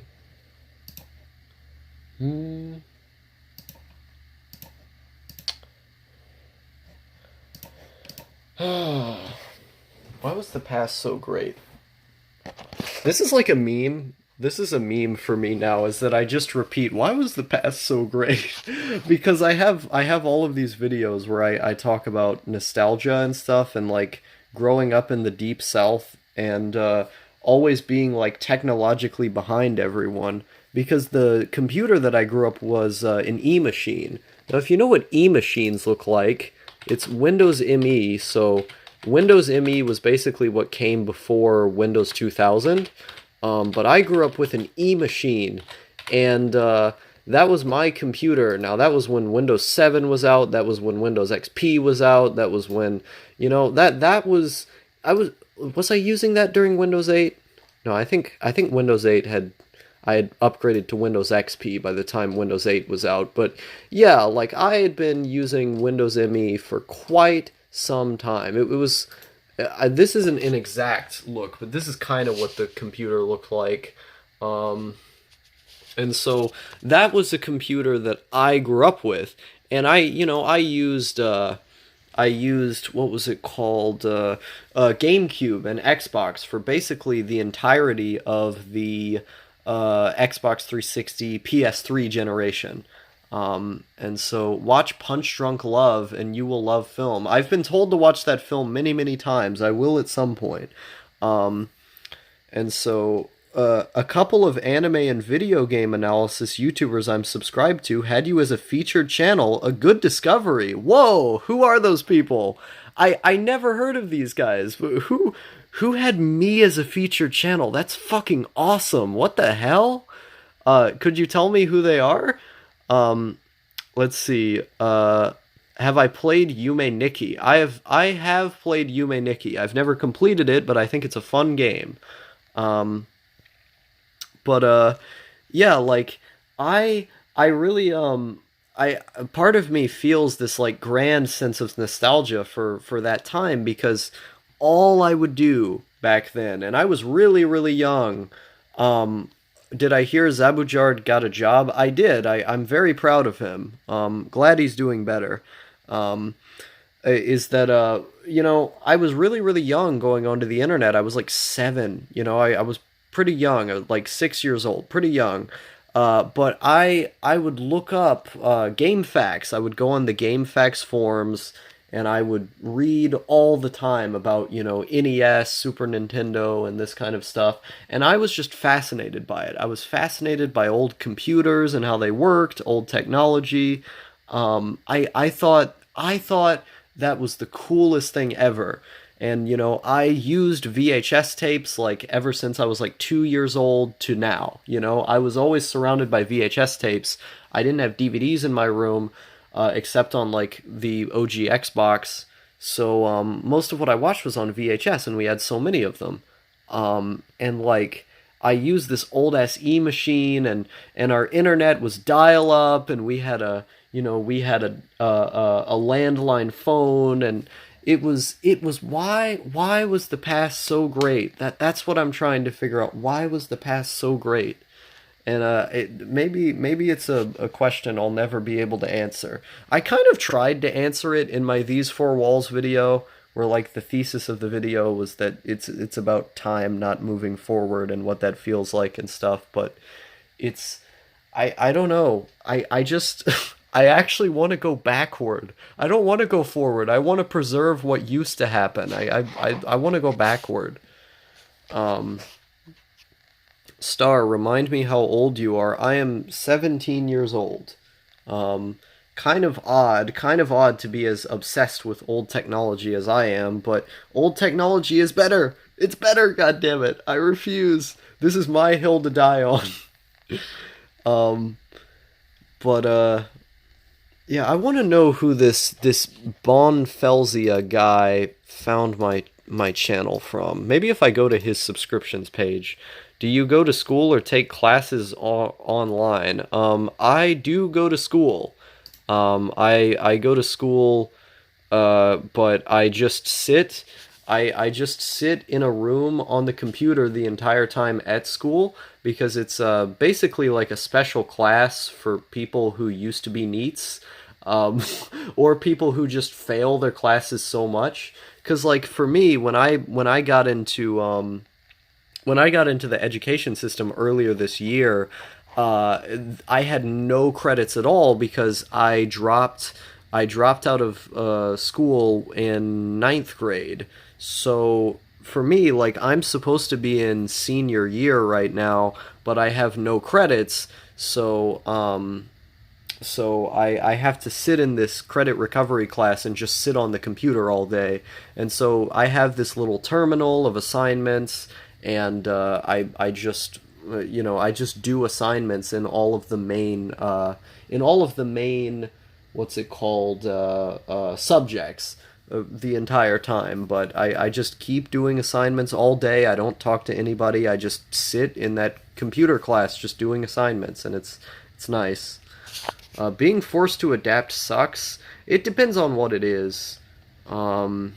Social media is when modern culture went to shit. Social media, big bad. I agree. Social media is bad.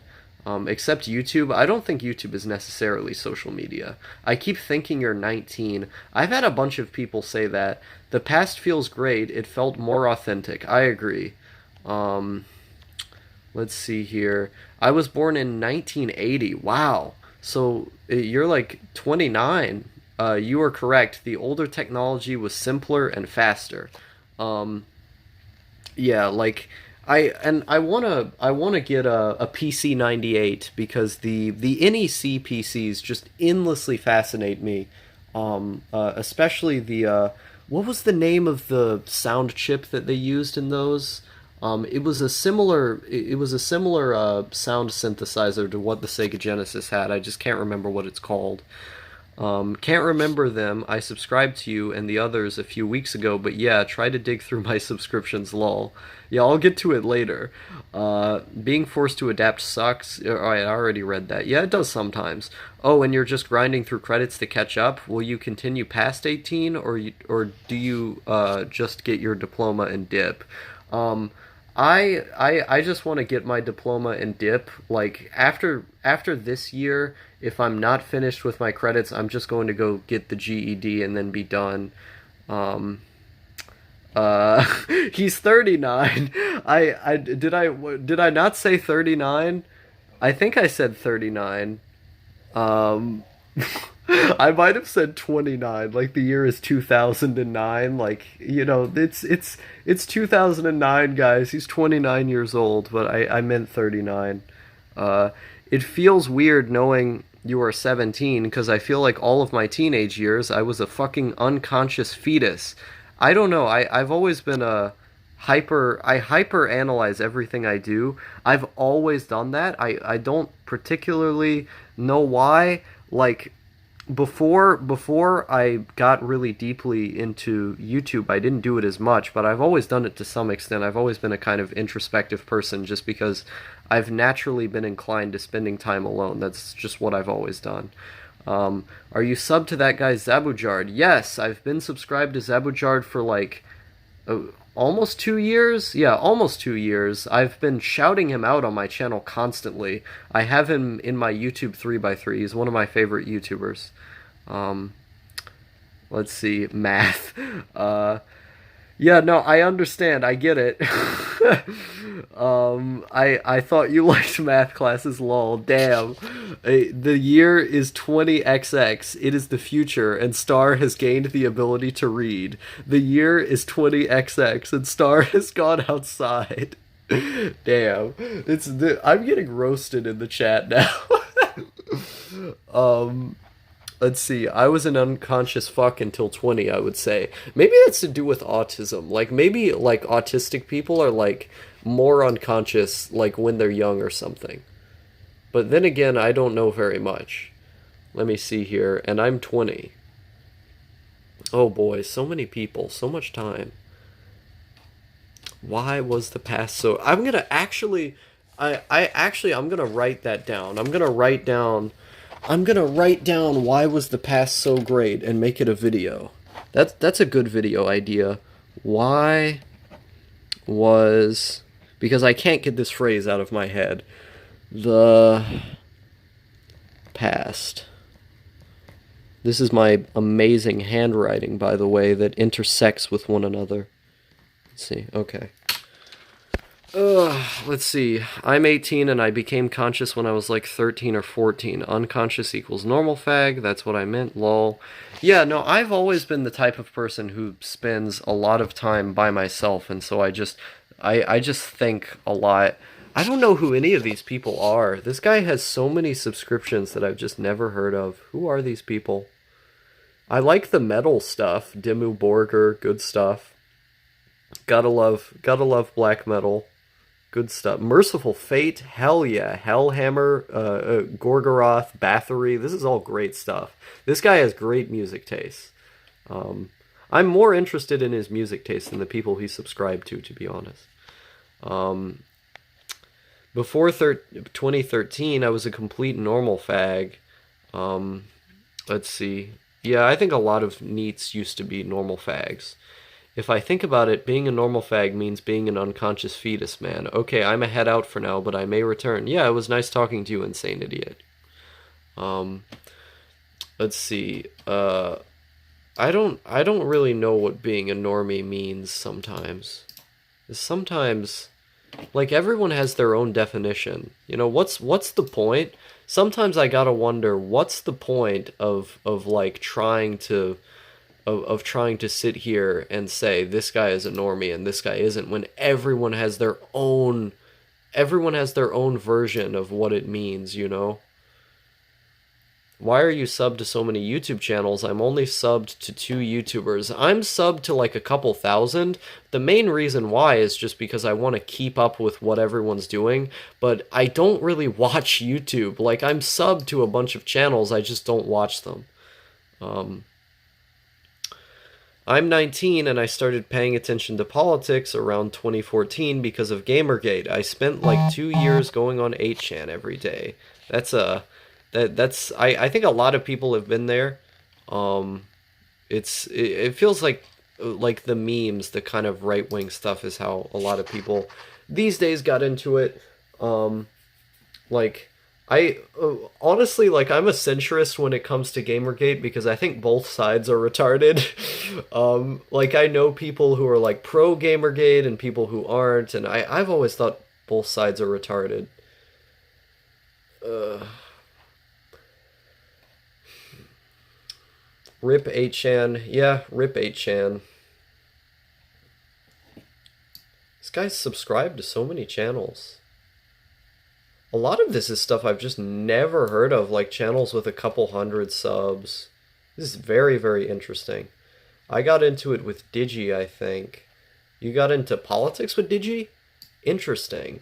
Now, I've always been into politics just because my parents have always had the news on. It was always, you know, MSNBC always on in the house, and they were very, very emphatic about Barack Obama's campaign, very excited about it, and so that was around the time I started paying attention. I was very, very, very young at that time, 2008. That was a early time in my life, but my parents were just so excited about Barack Obama's presidency, so I kind of let's see, found your channel and a few others on Hiki. Nice, that's cool. I'm glad you were able to find me back when Hiki was still around. Um, yeah, no, my parents, they were like really into Barack Obama, and so I kind of paid attention to politics at a young age because they would just like talk about it all the time. It was always on in my house. It was either SpongeBob or MSNBC. If I remember way back, it was like CNN. You know, we would watch CNN, but eventually my parents stopped liking CNN. Um, and it's funny because I still I still hear that conversation every now and again. Remember when CNN was good? I don't. uh, oh boy. Okay. Let me see. What was I gonna talk about? I started the live stream intending to talk. You know what I've noticed is that the using Streamlabs, like my phone battery has gone down significantly less, which has led me to believe that Streamlabs is actually better for doing streams than the YouTube app. Because with the YouTube app, my phone gets like incredibly hot, and so I think this is probably better.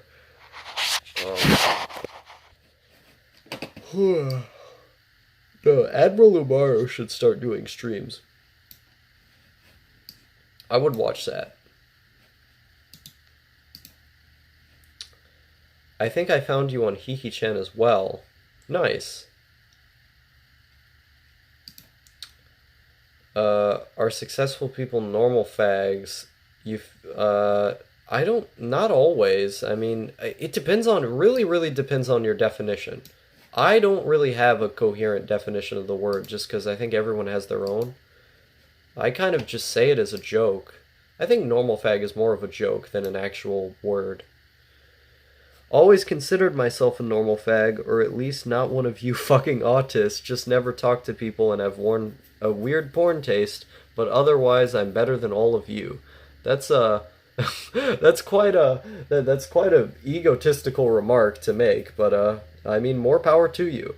Someone asked Admiral about streaming on an 8chan thread, I think. Interesting. I didn't know that. Uh, Let me see here. I wonder if Maximum Void is a Satanist. Well, he said he was a normie, so he's probably not, but a lot of Satanists are actually normies. Like, I found this video, I forget, who was it? There was a video I watched recently about the Satanism subreddit, and it was just like this guy just sitting there going, these are all normies and Satan is my daddy and stuff. It was a funny video. I gotta find that. Do you think we'll get 8chan back? Probably not. I don't think it's coming back, because isn't it like, who is it? Who is it in charge of 8chan now? The old guy with the mustache? I don't think he was talking to the National Security Department or whatever, and he seems to be being investigated. Dude, what? The Satanist subreddit video was a video I made. Oh, okay. Satanism is for normies. I agree. Screams and confusion. I forgot. I just forgot it was a video you made. Let at IB recommend me some. No, like, I don't understand people who would actually worship Satan. That's the most edgy, like, bizarre, like, I'm a rebel, dude. I have Mao Zedong tattooed on my arm, even though I don't know anything about what he did or stood for. But I have him tattooed on my arm, dude. I wear, like, a Che Guevara shirt, and I voted for Obama, dude. Hail Satan, dude. It's like, stop smoking weed, stop running around and all this hail Satan, dude. Hail Satan, dude. Biden 2020. Like, that's how it feels to me. That's how these people, I don't like them. They're why are you trying to act like you're a big fish when you're in a pond of autists? LMAO. Yeah, I don't think I'm better than anybody else in my chat, because I understand that we're all very weird people here, you know? We're very bizarre people. Now, some people are kind of like normie, and they're just coming in to observe, but, like, if you're on a star video, you're probably a little bit weirder than most people. And so, I don't see myself as better than anybody in my audience, unless you're just being, like, super, super mean. Oboe-chan's my favorite. I like Oboe-chan a lot. It's still pretty active. Rip Satanism subreddit.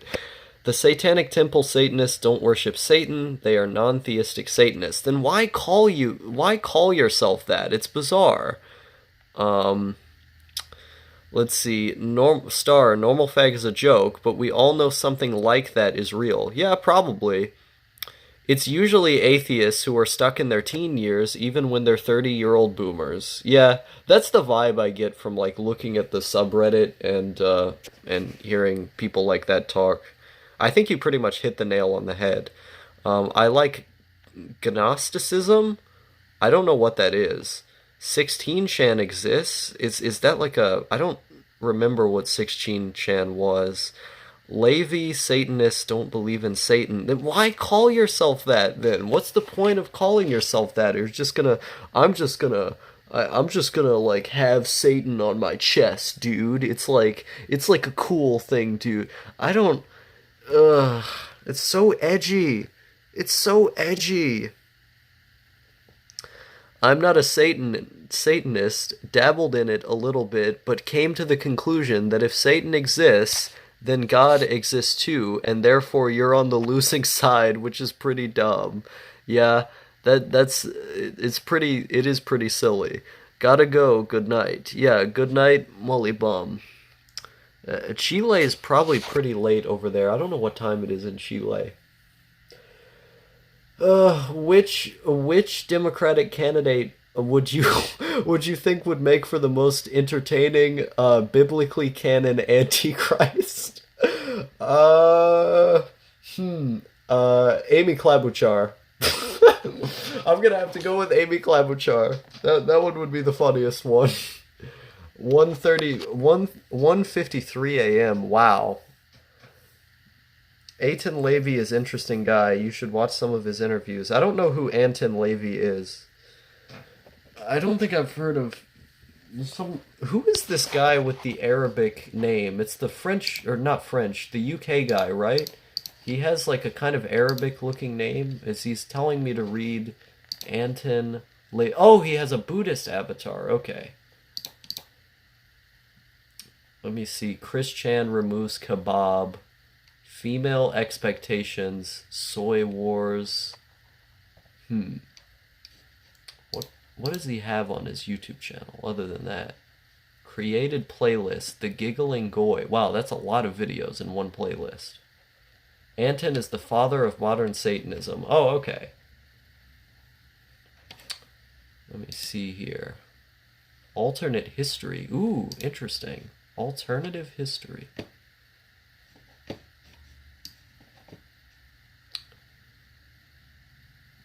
Then you have the other branch of Satanism. Well, I don't want to get into a Satanism deep dive just because it's very stupid. Yeah, Satanism is dumb. I don't see... Why would anyone follow it? It's just dumb.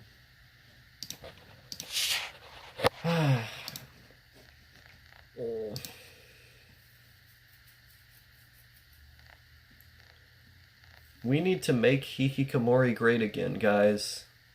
That's my new slogan for YouTube. Make Hikikomori great again. Make unemployment great again. I could I wonder if it's possible. Well, no, you can't register as a presidential candidate if you're under like 30 or something. But I think the number is 35. It would be funny. Do you plan to NEET for as long as possible? Well, I'm not a NEET anymore. Depend on how you would define it. I want to work a job where I have lots of free time. So maybe if I worked a job where I had lots of free time, it would be kind of like being a NEET. But it really depends. Post-credit recovery. Post-credit recovery, I don't want to leech off of my parents, no. I don't think that's the right thing to do, especially because they don't have money in the first place. So that's kind of a dumb idea. It seems kind of like a sad existence to just live in your parents' house for that long. I don't want to do that. So I have to figure something out. I have to forge my own path. So I don't know. I want to go to college, so going to college, I know you can do college like part-time, and so I might do college part-time and then just fill my free time with like making YouTube videos and doing translation and that kind of thing. I'm not sure. Haha, yeah, that's me. I work remote programming, but I do like 10 to 20 hours a week. Pretty much Hiki, but with health insurance, and I can pay my parents' rent. I mean, if you're paying your parents' rent, that's good. I don't want to leech off of them. Like, if you're paying them, that's kind of a different thing. Translation, do you plan to learn a language? I've been learning, I've been learning, Japanese for the last, couple of months. So I think it's been... Has it been 3 months now? Yeah, no, it's been 3 months I've been learning Japanese. And this summer I plan to learn Yiddish. And after that I want to learn Hebrew and Russian. So yeah, but I'm mainly focused on Japanese, and been pretty consistent with it. It's good fun. Star is it's 6 a.m., so I gotta go to bed. It's been fun. Yeah, no, it was nice having you on the stream. Um, yeah, no, I wanna get better at my Japanese. No, I have videos. It's called Stars Language Journey, and it's where I talk about language tactics and how I learn them and stuff. It's mostly focused on Japanese, but I want to do an addendum, an update to the series relatively soon. But yeah, yeah. If you go back through my videos, eventually you'll find them. You just have to, you just have to go down far enough. But right now, I can recognize 1,600 kanji characters so far. That's how far I've gotten. But I want to be able to recognize all 3,000. That's mostly what I'm focused on. It's just having to look at the same ones over and over and over again, which can be a bit tedious, but uh, whenever I get like to another 100, it always feels really good. Getting to a solid number is nice. Star is Illuminati confirmed, yes. I've wanted to learn Japanese for so long. Can I say something in Japanese? I've mainly focused on the writing. I haven't particularly focused on the speaking part yet. Most of what I've focused on is pertaining to writing. Like, if you wanted me to say something like really basic, like, Tokyo e doko desu ka, or something like that, it wouldn't be very difficult, but like, I haven't focused on learning phrases. Most of what I've focused on is learning to recognize the characters.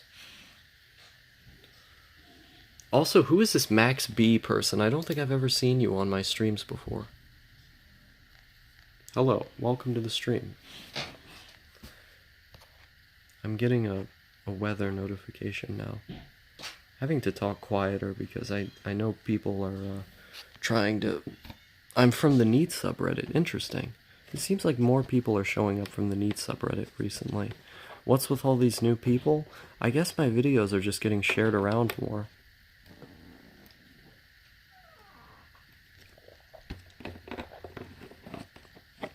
I think IB was from the NEET subreddit as well.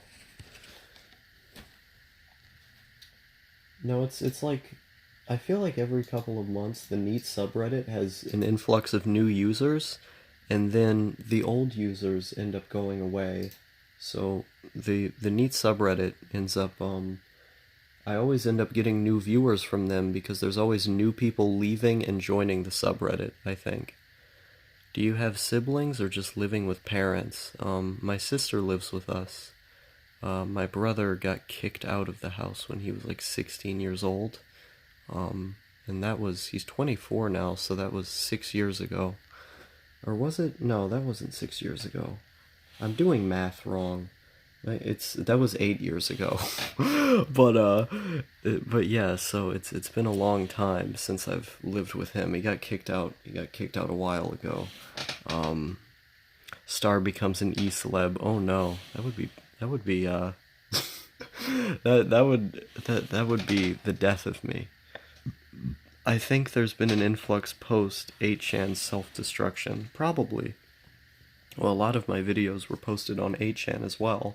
Like, my videos would regularly get posted to R9K, to Hiki. I've even seen my stuff on fucking lolcow. I've seen my stuff on B, on, 4chan B, 8chan B. I've seen myself on Obue-chan and Lane-chan. A few other image boards. Reddit is an awful site. I agree. I don't really like Reddit either.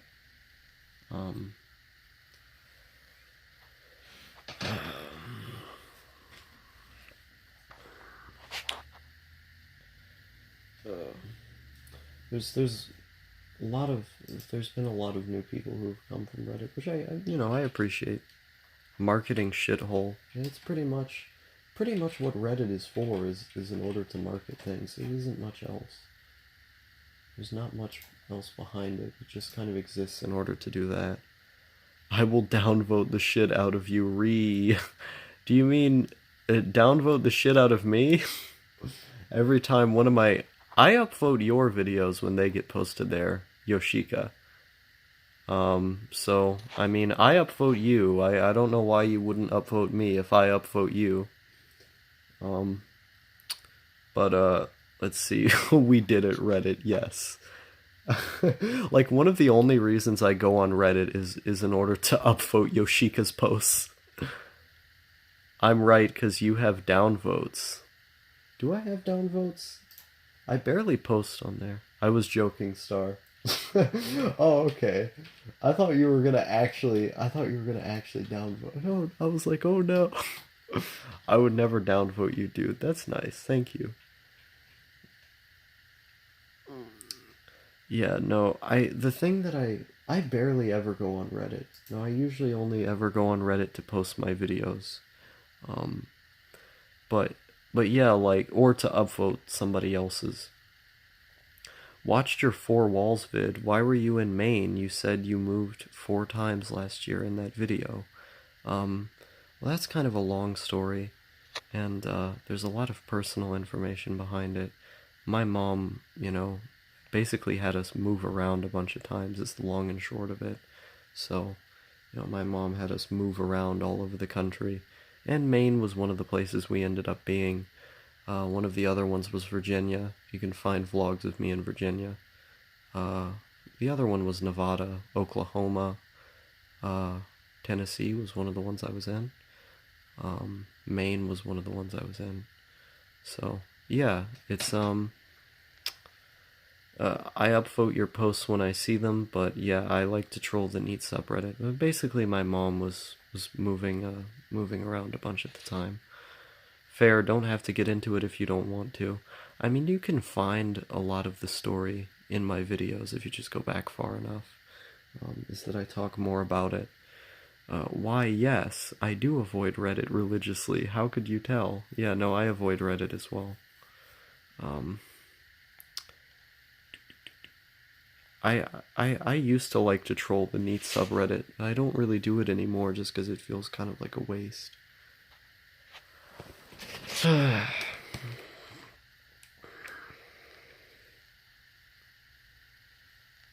at this. It's a water bottle. Water bottles are so cool. I like drinking water. I had a period in middle school and high school when my parents are separating and we moved a bunch around Florida and Arizona. Yeah, my parents were separated at the time as well. There was a lot of stuff going on. Pretty much killed all my non-familial relationships, and I've been kind of solo since then. I've always been a solo player. Like, that's why that caught my ear. Yeah, I guess if you want to know more of the story behind that was that I was homeschooled until I was 12 and a half. And so, um, if you watch my Hikikomori Origins video, I say that that was one of the reasons I became a Hikikomori was because I was homeschooled until 12 and a half. So, and I didn't really interact with my parents much either. Like, I just kind of stayed in my room and I cheated on a lot of my work, a lot of my assignments. I cheated on them, and no one was really watching over me. It was kind of just like it was my mom's responsibility, but she didn't really do it. And so I just kind of did whatever, barely interacted. I just stayed by myself. And then I was put into elementary school. I was supposed to be in 6th grade, but I was put into 5th grade. And I barely talked to anyone there. I just kind of stayed on my own. And I had a lot of bad bullying experiences in 5th grade. I had a lot of, just weird socially inept moments and anxiety around that time. The same thing was true with 6th grade. I sat at lunch by myself. 7th grade, sat at lunch by myself. The only difference was that in 7th grade I was getting into more fights. I would like fight all the time, and I started getting really addicted to fighting. And in 8th grade I became homeschooled again, and I just stayed all the time by myself again. And then in 9th grade, after about a couple months, I think it was like 2 or 3 months, it was barely any time, I left school. I said, fuck this, and I dropped out. And I just stayed a NEET for like 2.5 years, and then here I am now. Um, so yeah, it's kind of isolation. I don't think was necessarily due to the fact that I was moving around uh, that entire year. I've been isolated pretty much my whole life. It's just how I think. It's how I've always done things. Um, you know, I don't particularly desire to have close relationships with friends in real life, even online to an extent. It's just not something I usually think about. It's not a positive or negative feeling. I don't get lonely. I've almost never gotten lonely throughout most of my life. So, and it's not one of those grand statements that I just make. It's been pretty consistent for, all of time. So, um, yeah, it's kind of an interesting thing. Let's see, I remember you uploading to the Hikikomori subreddit sometime last year. Yeah, no, I used to upload my videos to the Hikikomori subreddit, and people used to like them there back when I was a Hikikomori. I used to live in Germany because my father was in the army. Interesting. If I shipped you a hydro flask stolen from a VS Go girl, would you drink from it? I don't know what any of those things are, so I'm gonna have to say no. Reddit killed form culture. The only thing worse than Reddit is Discord. I agree. Does Reddit consider itself a form? Um, it actually, it actually convinces itself it's a form of event through, though it has a stupid fucking voting system. Yeah, the voting system is dumb because you can just make separate accounts and then rig the system, or it doesn't matter how good your posts are, it just matters how much people agree with them. So you can make like a bad quality post, and if people agree with it, they'll just upvote it. And on 4chan, everyone is equal, so it's more like a battle of ideas. You don't have a personality tied to your posts. You don't have, a group of opinions tied to your posts. You just have a post and people argue with it. Everyone has an equal chance at saying what their stance is. There's not this mob mentality of, I'm gonna upvote you or I'm gonna downvote you, therefore I'm right. Um, let's see. I get so fucking lonely sometimes. Yeah, I'm sorry you do. I can't relate to it. I guess I'm like kind of like Joseph Campbell. If you know who Joseph Campbell is, he was the guy who made the hero's journey. And he spent 5 years just in his house constantly reading. He would read for 10 hours a day, and he never left that house. Joseph Campbell was basically a hikikomori for 5 years, and he was totally fine doing it. I think maybe there's just some weird people out there who are able to do that without getting lonely. Yes, maybe I'm one of them. Um, he was a most peculiar man. He lived all alone, within a house, within a room, within himself. A most peculiar man. Is that a poem? I don't know where that comes from. Yeah, I think one of my ideal life options would be spending more time by myself. I don't want to do that forever, though. I don't think. Because, I mean, everyone tells you that what you're supposed to do is you're supposed to get married and fall in love and have a kid. And I haven't been as interested in one of those. I haven't been as interested in those things as other people have been. But, like, there's a part of me that thinks that I should be interested in it. Like, it's something I should seek companionship. Even though, like, there's not anything aching at me telling me that I should, you know? Um, let's see here. I have Joseph Campbell's book, Hero of a Thousand Faces. Nice. I haven't read it. I want to. It's Simon and Garfunkel. That Reddit karma thing is one of the worst things about the site. I agree. It's Simon and Garfunkel. I haven't heard of that. Do you want a GF? No. Um, I don't really want a relationship of any kind. Like, I'm not particularly like stimulated by sexual acts. Like, I don't jack off very much, not very often. Um, I'm not interested in it. I don't find very much sexual pleasure. Um, I barely ever look at porn. Um, the idea, like all of the relationships I've had in the past have ended in they've ended in they've ended in really terrible, like, basically hellfire. And I've explained this in previous videos. Is that I I would always end up spending way too much time by myself in every relationship that I got into.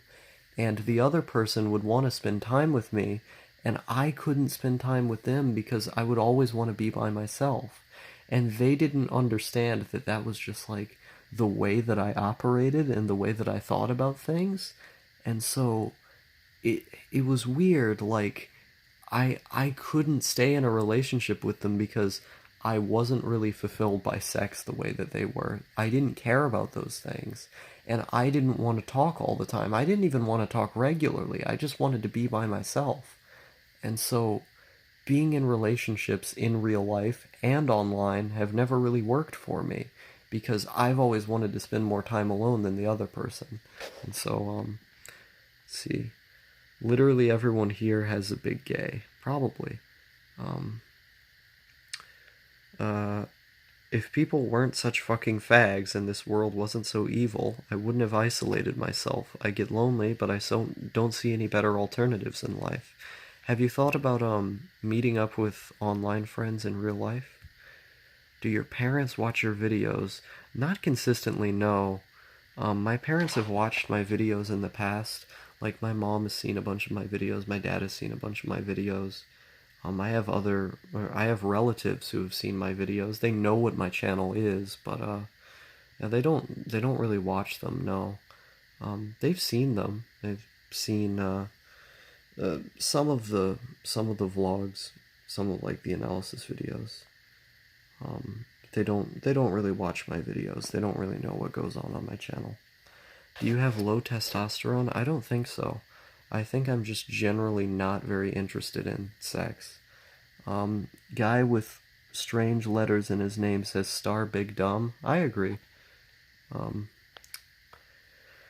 let's see, at Yoshiaka Mayako subbed. I'll check out your stuff sometime. Yeah, nice. Yoshika Miyako has good videos. He's one of my favorite YouTubers. Like, one of the only people I still watch. I don't really watch YouTube anymore.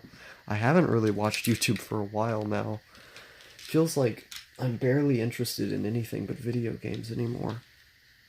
Oh, video games or reading books. No, I was on that shit like 7 months ago, where like all I said was, "Oh guys, I only read books and play video games now. I only read books and play CS:GO now. I only listen to Chapo now, guys." And I've just been saying that for like months and months. It's like the only thing I do. I don't, but I barely watch YouTube. I don't understand it. So I'm a YouTuber. I make YouTube videos, but I barely watch it, you know?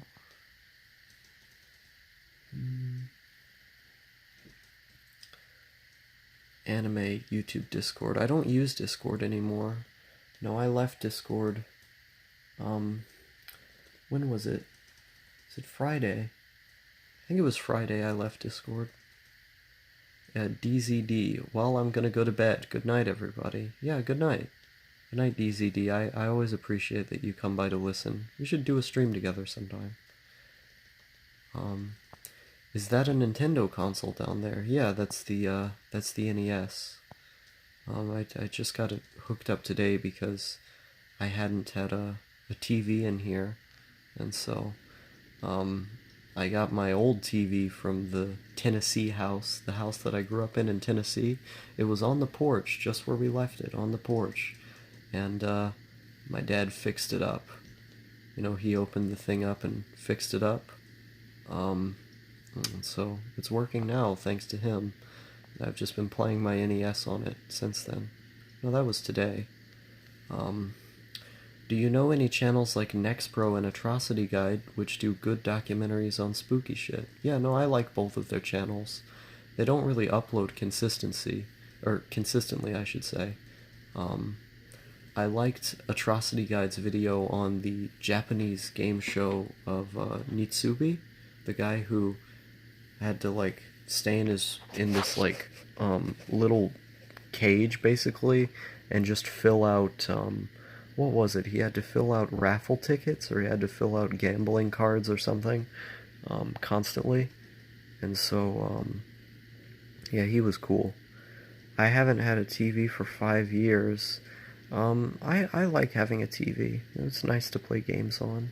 Like, I have this monitor right here, but the thing is that you can only use HDMI with it, right? And so I have my PS2 plugged in, but the only way I can plug my PS2 in is with this like cheap ass PS2 to HDMI adapter, and that's the only way I can play PS2 games on there. But you know, that Natsubi video was great. Yeah, it was a very good video. Um, mm, I think Natsubi filled out raffle entries in Korea when he didn't even know Korean. How based. Yeah, I'd imagine Korean is easier to learn if you're like a Japanese speaker, because the grammar is essentially the same. A lot of the vocabulary is essentially the same. It's just the pronunciation and the alphabet that's different. I would love to do a similar thing like that. No, Korean is such a great language. I want to learn Korean. No, Korean will be easier once I've learned Japanese and understand Japanese. So, looking forward to that. Yeah, that's why I can say Japanese words properly, because I know Korean. Yeah, I mean, I can say them properly if I actually try. It's just that, like, I don't, I don't usually end up, I don't usually end up reading any words properly, because I'm very, very lazy. Natsubi doing forced AJAT. Yeah, basically. But for Korean. That show is the best unintentional satire of capitalism. I agree. It shows what it's capable of doing. All capitalist hell all the time. Yes. Damn, skimmed through my subscribers, couldn't find the YouTubers. But yeah, they were small channels. I thought by mentioning it, you would know the people. I gotta keep better track. Was one of them BioPhoenix? Um, because I know BioPhoenix has me on his featured channel list, and me and BioPhoenix, we used to be really good friends. Um, I haven't talked to him in quite a long time, but he he and I were pretty good friends like 3 years ago in 2015. Yeah, 2015. Um, yes, that's the one. Nice. I'm honestly surprised BioPhoenix still has me on his featured channels list. Is that your piss jug? No, I just go to the bathroom, man. Um, God damn it, ran out of coffee. Fuck, I would have to go outside to buy more coffee. Sigh. Um, don't drink too much coffee or you'll get heart palpitations. Um, there was a few more. Proud of you. I mean, I go to school. It's not really difficult to go to the bathroom. Um, if I can get up every day to go to school, I don't caring about your health. Based doomer over here. No, I care about my health. I think caring about health is important. If I didn't care about my health, I would still smoke. You know? Do you want Star to sit here and smoke all day? I don't think so. Let me see here. No, I don't get anxiety. Not being a bloomer. I don't think I'm a bloomer. You know, people tell me that I'm a bloomer. I'm just doing moderately okay. But let me see here. No, I don't understand anxiety, I don't think. Like I used to have anxiety when I was like in middle school. Um, but it's been so long now. I don't understand. I've told the same damn story so many times of being like, oh, I've had all these near death experiences and none of them have bothered me at all, and all of these like crazy things have happened and I never got anxious. I've done that whole spiel so many times. Um, Definitely not a coomer by the sound of it. What is a coomer? I'm not up on the... See here, these kids and their language. Know your meme. Coomer is described as a person with severe masturbation addiction, similar to that of a cum brain. Yeah, I don't think that would describe me very much. Wojak characters such as 30-year-old Boomer and Zoomer. Okay. I don't know how I... Did I just forget this character? Because I know I've seen... Like, I can recognize the picture, and I've seen him on 8chan. And, I don't... How did I not remember this guy? Is my memory that bad? I would have seen this guy, like, tons of times. Okay, anyway. How do we fix memes? r/star. By making them not given to the masses. Keep memes a niche thing. Bloomer Star / Doomer Yoshika. Yet another Wojak remix. How memorable. Damn. I like this guy. I like this dadgun to recoil. He's very critical of stuff. I respect that. Coomer's just Coom. I see. No, I respect people who are outspoken and critical. We need a third YouTube friend star. Yeah, pick no thank you. Oh boy. Oh Lord, okay.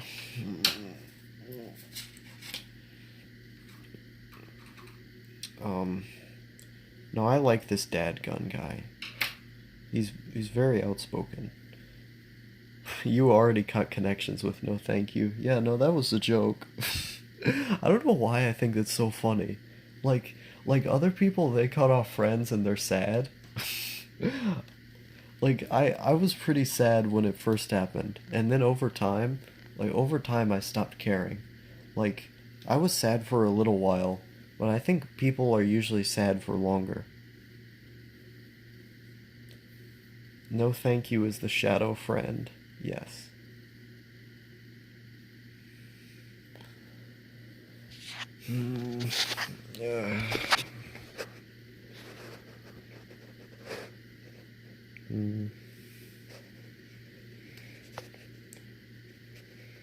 No, I've lost so many friends online over the years. There are people who were like my best friends for like 2 years, and it was pretty hard for me to lose them. It was a friend group I had for like, yeah, for like 2 years, and then all of a sudden I just lost all of them. And I was taking these really terrible pills at the time, and it was just making everything worse. Like, the experience itself was hard enough to deal with, but the pills I was taking, the risperidone, it just made everything way, way worse. And so I was like an emotional wreck at the time, dealing with all that. And also, like, I would come home and my mom would be having like seizures and stuff. And I wouldn't know how to deal with it. I had a lot of problems at that time. Like, my house was cold as fuck because we didn't have heating, and so I would have to steal clothes from the laundromat. Have I told that story? I think I've told that story, is that I would steal clothes from the laundromat in order to stay warm because when we had left the shelter that we had been living in Virginia, I wasn't able to carry my clothes because I had to carry everyone else's stuff. And my mom, she was screaming and crying and throwing shit at me, so I had to carry all of her stuff. And as a result of that, I end up stealing clothes at the local laundromat by the time we get to Maine. And that was the only way I could stay warm in that goddamn house because it was so cold in there because we didn't have heat. I couldn't take showers either because the gas heater was the thing that heated the shower. And like, so I was just there like freezing cold every night. I didn't even have a bed. Like, I would just fucking lay there on the cold ass wooden floor you know, desperately trying to stay warm. It was a mess, man. Um, and so losing all of my friends at that time, like I couldn't even eat consistently. I had to steal food from the local Dollar Tree, from the local Family Dollar. I had to steal just to eat. Like losing all of my best friends at that time was like one of the biggest punches to the gut that I'll ever get. And ever since then, I think I just kind of changed a little bit. Like, I stopped being as attached to people as I was before. And, you know, if I lost all of those friends in totally normal circumstances, I don't think I would have been sad at all. I don't think it would have bothered me. It was just that the conditions and at the time were so extreme that it made everything worse. And so um, right after that, and Bunsfelsia in the chat is mentioning, he said you lived in Nevada. I'm assuming Vegas. That is correct. I was actually homeless very briefly in Nevada. You can find a YouTube video that I made called Misanthropy, where I was homeless at the time and I was walking around in the video, walking around the street in Las Vegas, just like rambling into the camera about nonsense. And yeah, that was a mess. That was a big, big mess. That was post Maine right there. That was the next state we went into. Um, so I forget what the point was. Oh yeah, so the point was about friends. Like, I don't really get attached to friends. Um, I don't. Yeah, I don't really get attached to friends. When they go, they go. If they choose to stay, they choose to stay. I don't. I've never gotten attached to them. That's the thing. Is that like, I've always been someone who's never been particularly attached. It's just like at the time I was affected so heavily by that loss because it was like a punch to the face when I was already down, you know? Like everything was so terrible at the time that like that was the last thing I needed because I felt like that was my only support system that I had. And it was pretty terrible. Um, the devs need to update life. The human condition is a major bug. I agree. Smoke weed and watch MLP. Yoshiki Miyiko says based. Sometimes I want to leave the Asian grades social engineering bullshit and make YouTube videos instead of doing homework. I don't think I'd be losing much by not doing my homework if I pass this year. I mean, credits and stuff are really important for college, and so I think I think you would you might want to be careful with that. But I mean, if you feel like you can pass and it won't affect you too heavily, then I mean, go for it. But like, just be careful because I wouldn't advocate for people to like be like me, you know, where I'm just like struggling to get by a lot of the time. And I mean, I've had like a crazy life, so I don't think anyone would be like me anyway, but like I don't know, when people say, "Oh, I want to do less schoolwork," I'm kind of like, maybe you shouldn't not do schoolwork, you know? Um it's just this one level that's hard, though you can bypass it easier if you get the bootstraps item. You said you lived in the. Wait, no, I already read that.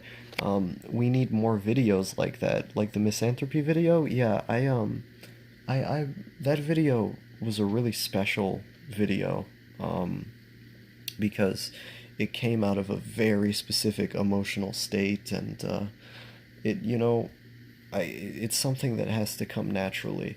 I think I'll make something like that again if the stars align, but yeah, I'll watch it. I'm in Vegas suburbs. Are you in North Las Vegas? So I know North and South both have their own suburbs. Vegas has suburbs. I thought the whole city was a casino. No, the that's the Strip you're thinking of. The Strip is a big casino, but if you go to like other parts of the city, or if you go to North Las Vegas, or there's another one. There's downtown Las Vegas. That's the other one.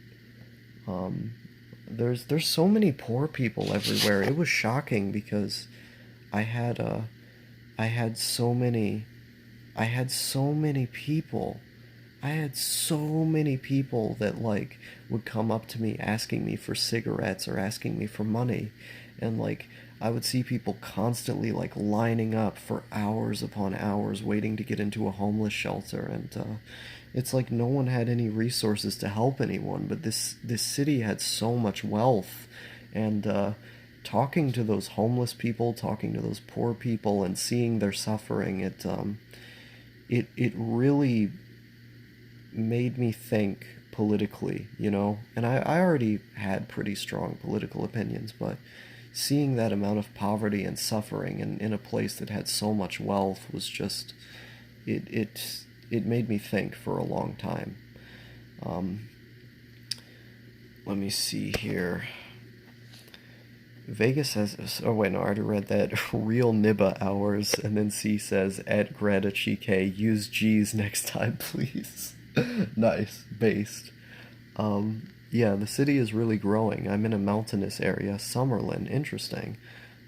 Vegas is degeneracy. It is, unfortunately. I agree. Welcome to the stream, Garada. I don't think I've ever seen you before. So many people I've never seen. So many new folks coming out to the live streams. This is great. No, I appreciate having this many new people.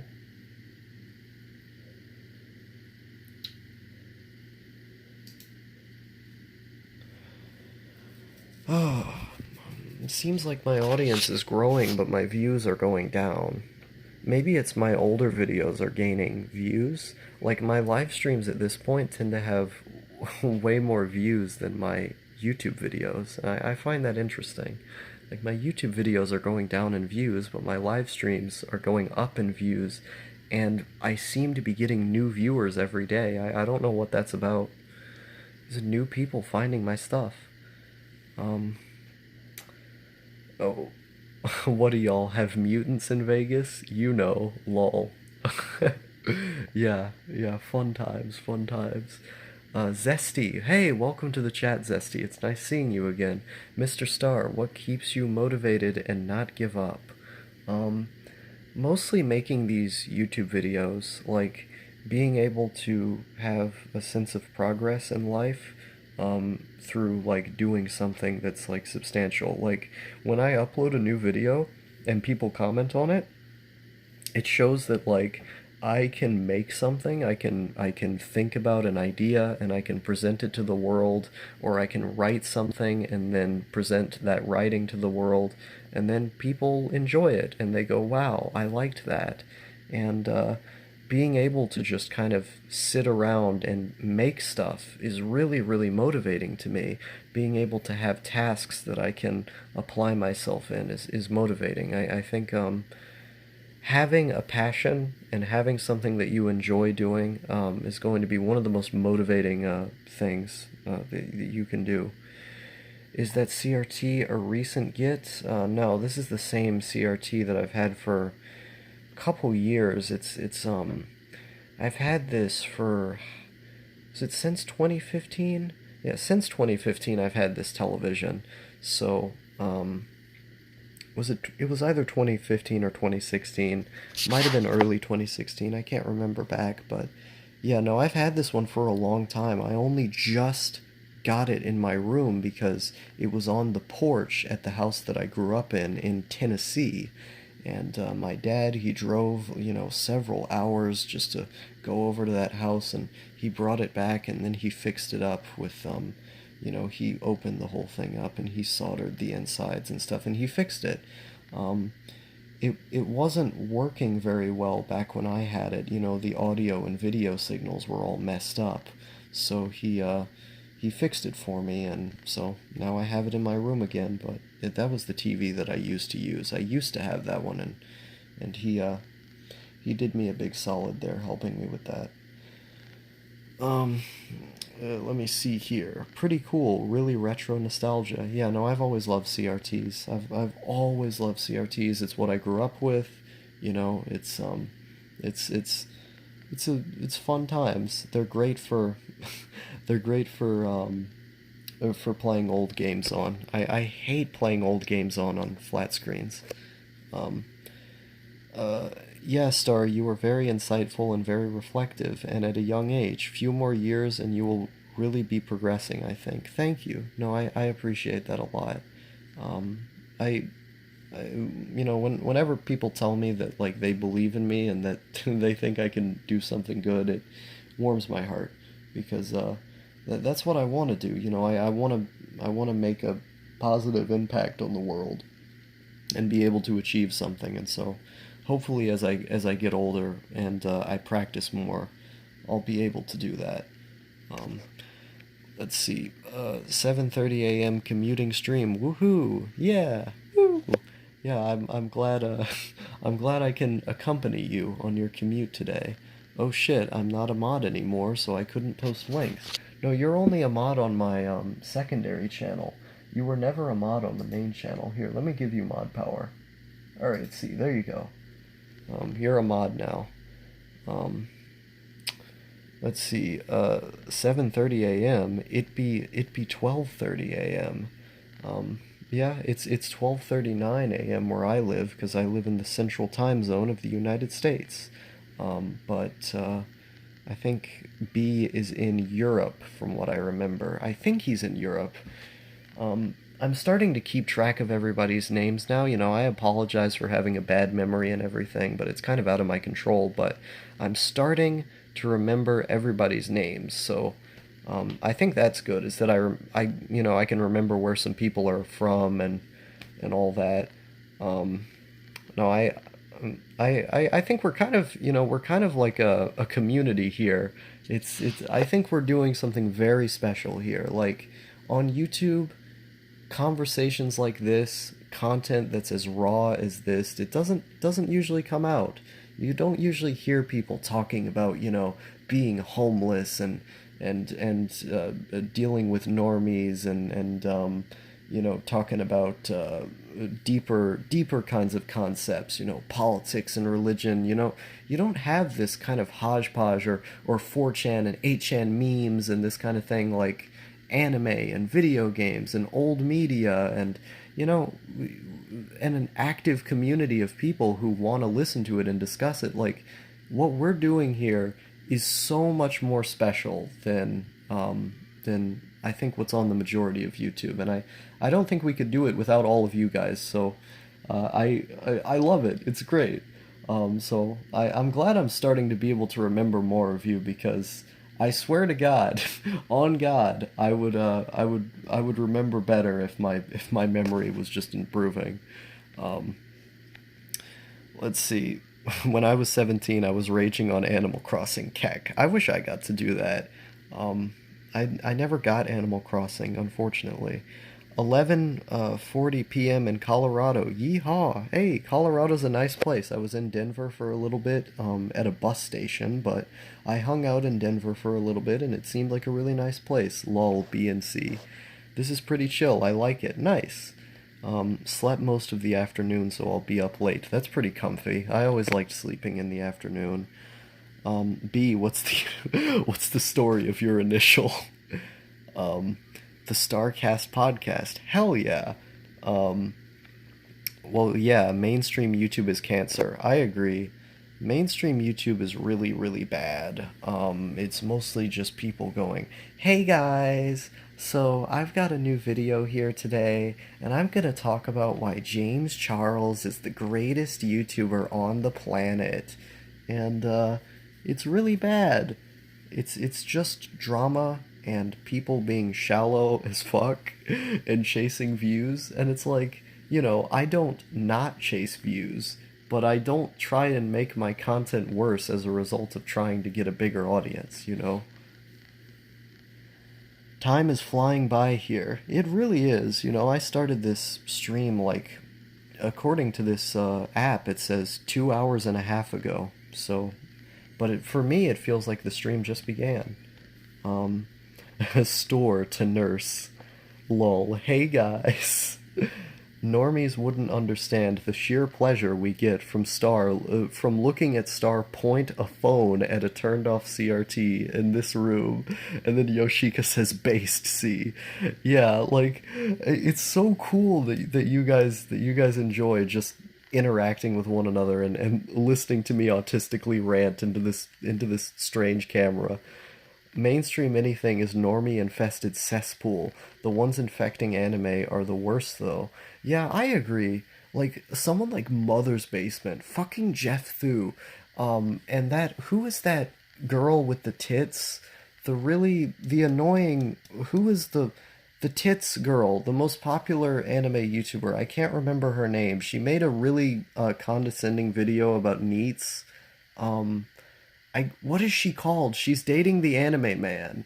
It basically like that group of people are some of the most like condescending uh, Aki Dearest. Yeah, that's what they're called.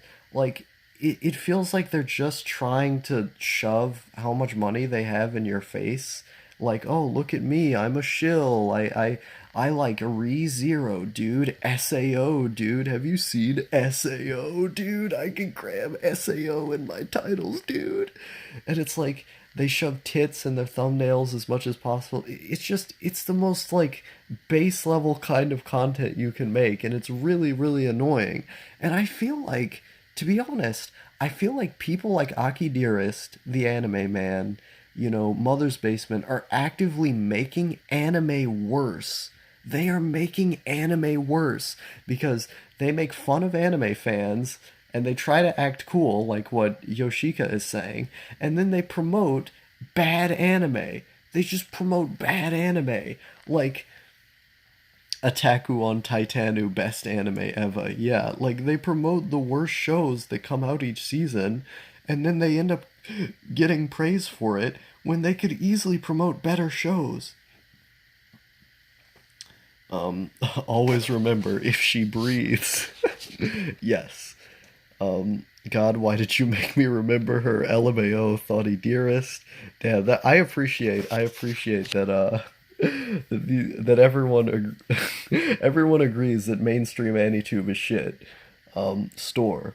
I bet Aki doesn't even like eating duck fetuses. Fake Filipino. Yeah, no, I want to eat duck. Duck seems great. I've eaten shark before. Eating shark is nice. I like shark. Anime community war arc. I would make an anime community war if I had enough clout to do it. I could only start fucking little shit fest with the NEET community.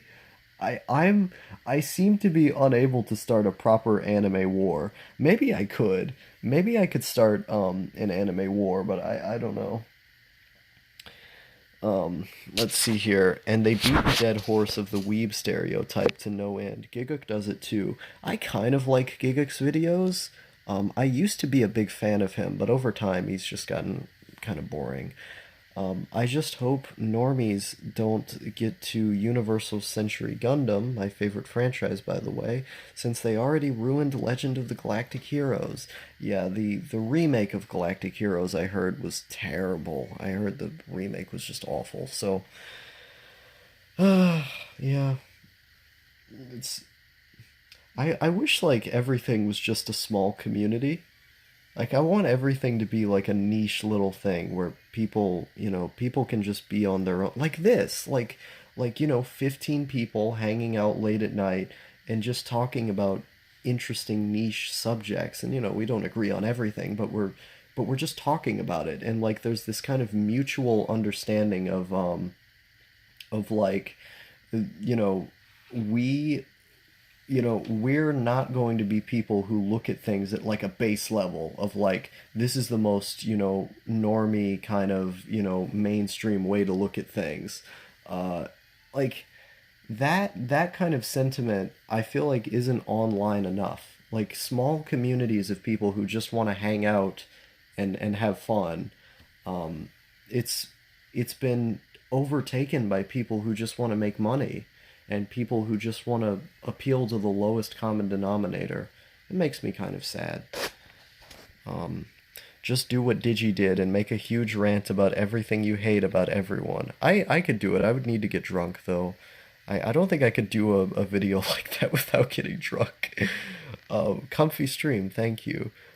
Stier with a bunch of Star of David symbols. I appreciate it. Yep, I'm Ducci. Sorry, Bud C. I was hopping on the train.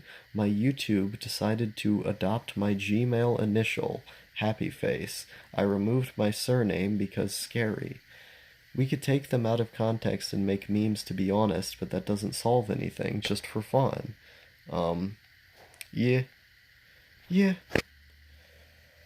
Ah, these Star of David emotes, I just keep staring at them. um, Let me see. What was I gonna say?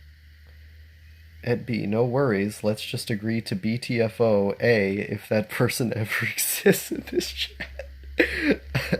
Fully agree about how special this little community is, Star. Thank you.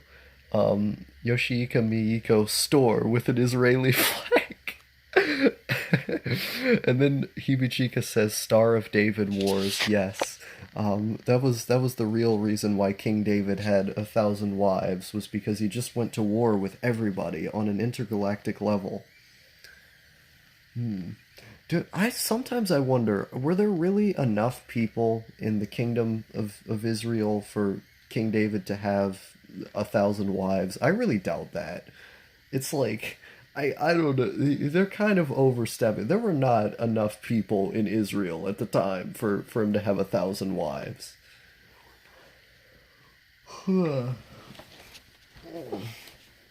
Let's see here. But yeah, BTFOA. I also like how more people have been using BTFO because like I say it constantly and it's like becoming more of a meme. No, Solomon was the one with 1,000 wives, David's son.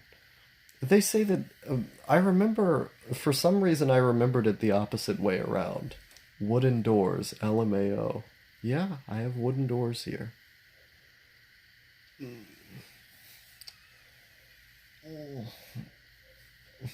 That feel when Yoshika Maiko can remember theology better than Star.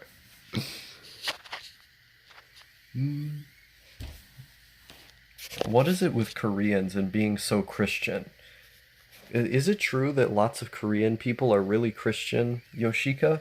Because like that I've watched a bunch of these like Al Jazeera videos talking about religion in South Korea, and they always say that like 60% of the people are atheists, but then like they have this big Christian movement in South Korea. So I don't know. I don't know about all that. How does that work? Mormons got nothing in Solomon. Mormons are weird. They're basically like a cult. My mom is hardcore Christian and forced me into her religion and oppressed me until I fought for my freedom at age 21. That's not good. Like 15 to 20% are Protestant. Yeah, I don't think people should foreskinless.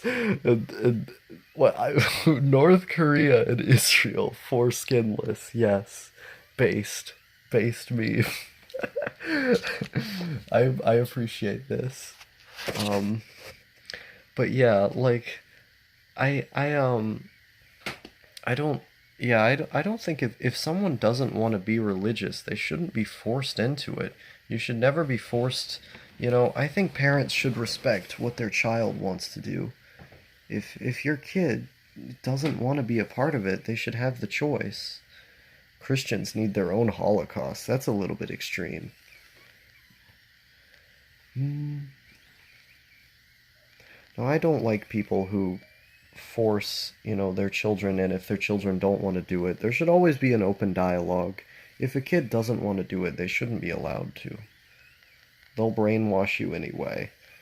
I think that's why people should have analytical conversations with their kids, which is kind of a dangerous thing to some people because they go, oh, well, if you teach your kids to question authority, then they might question you. And yeah, well, maybe there will be some instances where they make mistakes, but you just have to let them make those mistakes, you know? And so, uh, I think it's more important to teach your kids to question authority and power structures than it is to teach them to just obey the rules. Um, American evangelicals went there to assist rebuilding, but mainly to convert people after the Korean War. Yeah, that's the sentiment that I heard in a bunch of documentaries. My mom went crazy saying I was going to hell. That's not good. That's quite a bad thing to say. Christianity isn't reactionary. Um, I think Christianity can be used for good purposes. It just depends on who's wielding it. A lot of bad people wield it and use it for bad purposes, but I think it can be used for good purposes. The only active Christian teens where I live seem to be Asian fuckboys. You should tell them to hit me up. I digress, dadgun too. Norm- normies need their own Holocaust. So wait, did he just say it again? Oh, normies need their. Oh, I see. For some reason I thought it was a repeat. Um, if I don't go to church every Sunday, uh, at Hikichiba based. It is pretty based.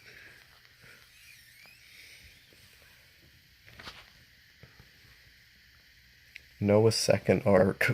Wipe out all normal fags again. Based. It would be funny to see that actually happen. I'm gonna. Where do I upvote in the chat? Yeah, I'm gonna give my own upvote. Boom. I don't know if it showed up. It didn't show up in the chat. Oh, there it goes.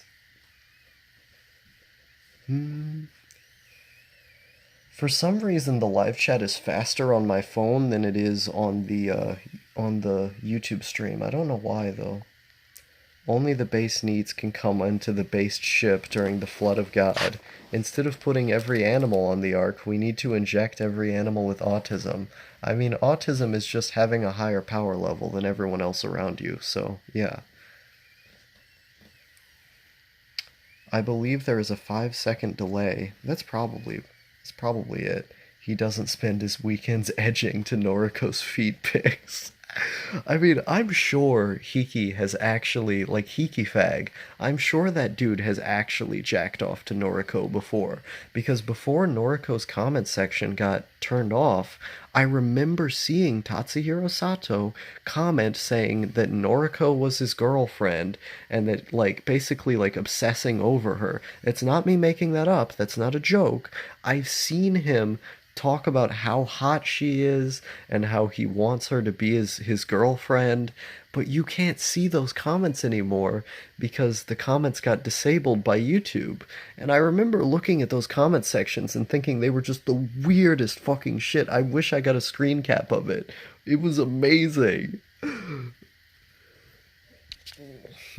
he Let's see here. Arnemian Orthodox priests have been claiming to know the specific mountain where the Ark is located for, I believe, over 2 centuries. They don't let anyone near the mountain, though. Interesting. Lol, what? Lol, haha. See, he's getting a kick out of this. They claim it damages the Ark when they walk on the mountain. Forget the mountain specific name. Interesting. I never heard of that. Hiki-chan does it for free. Yeah. I never got Hindi text, to be honest. Oh my goodness.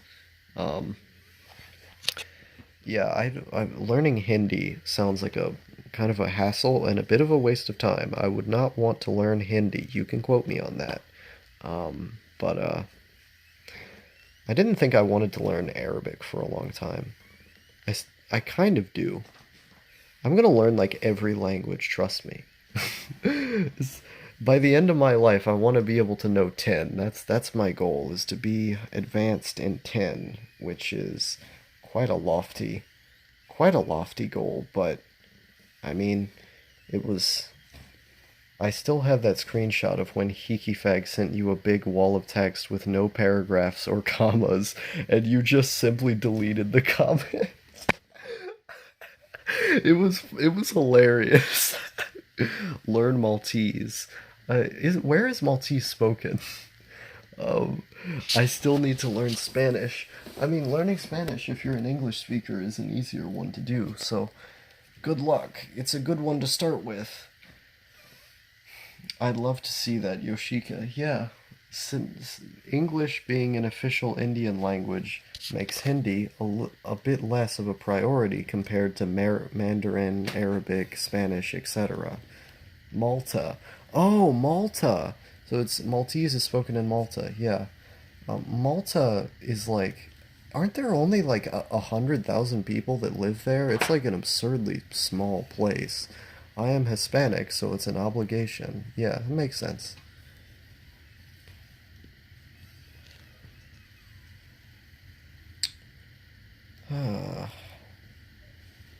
Hmm. I don't. I still keep thinking about this. Like, because I was asked the question earlier. Chat, don't die. I was because I was asked the question earlier. Like, I was still thinking about this question. Is that if I wanted a girlfriend, and it's weird, right?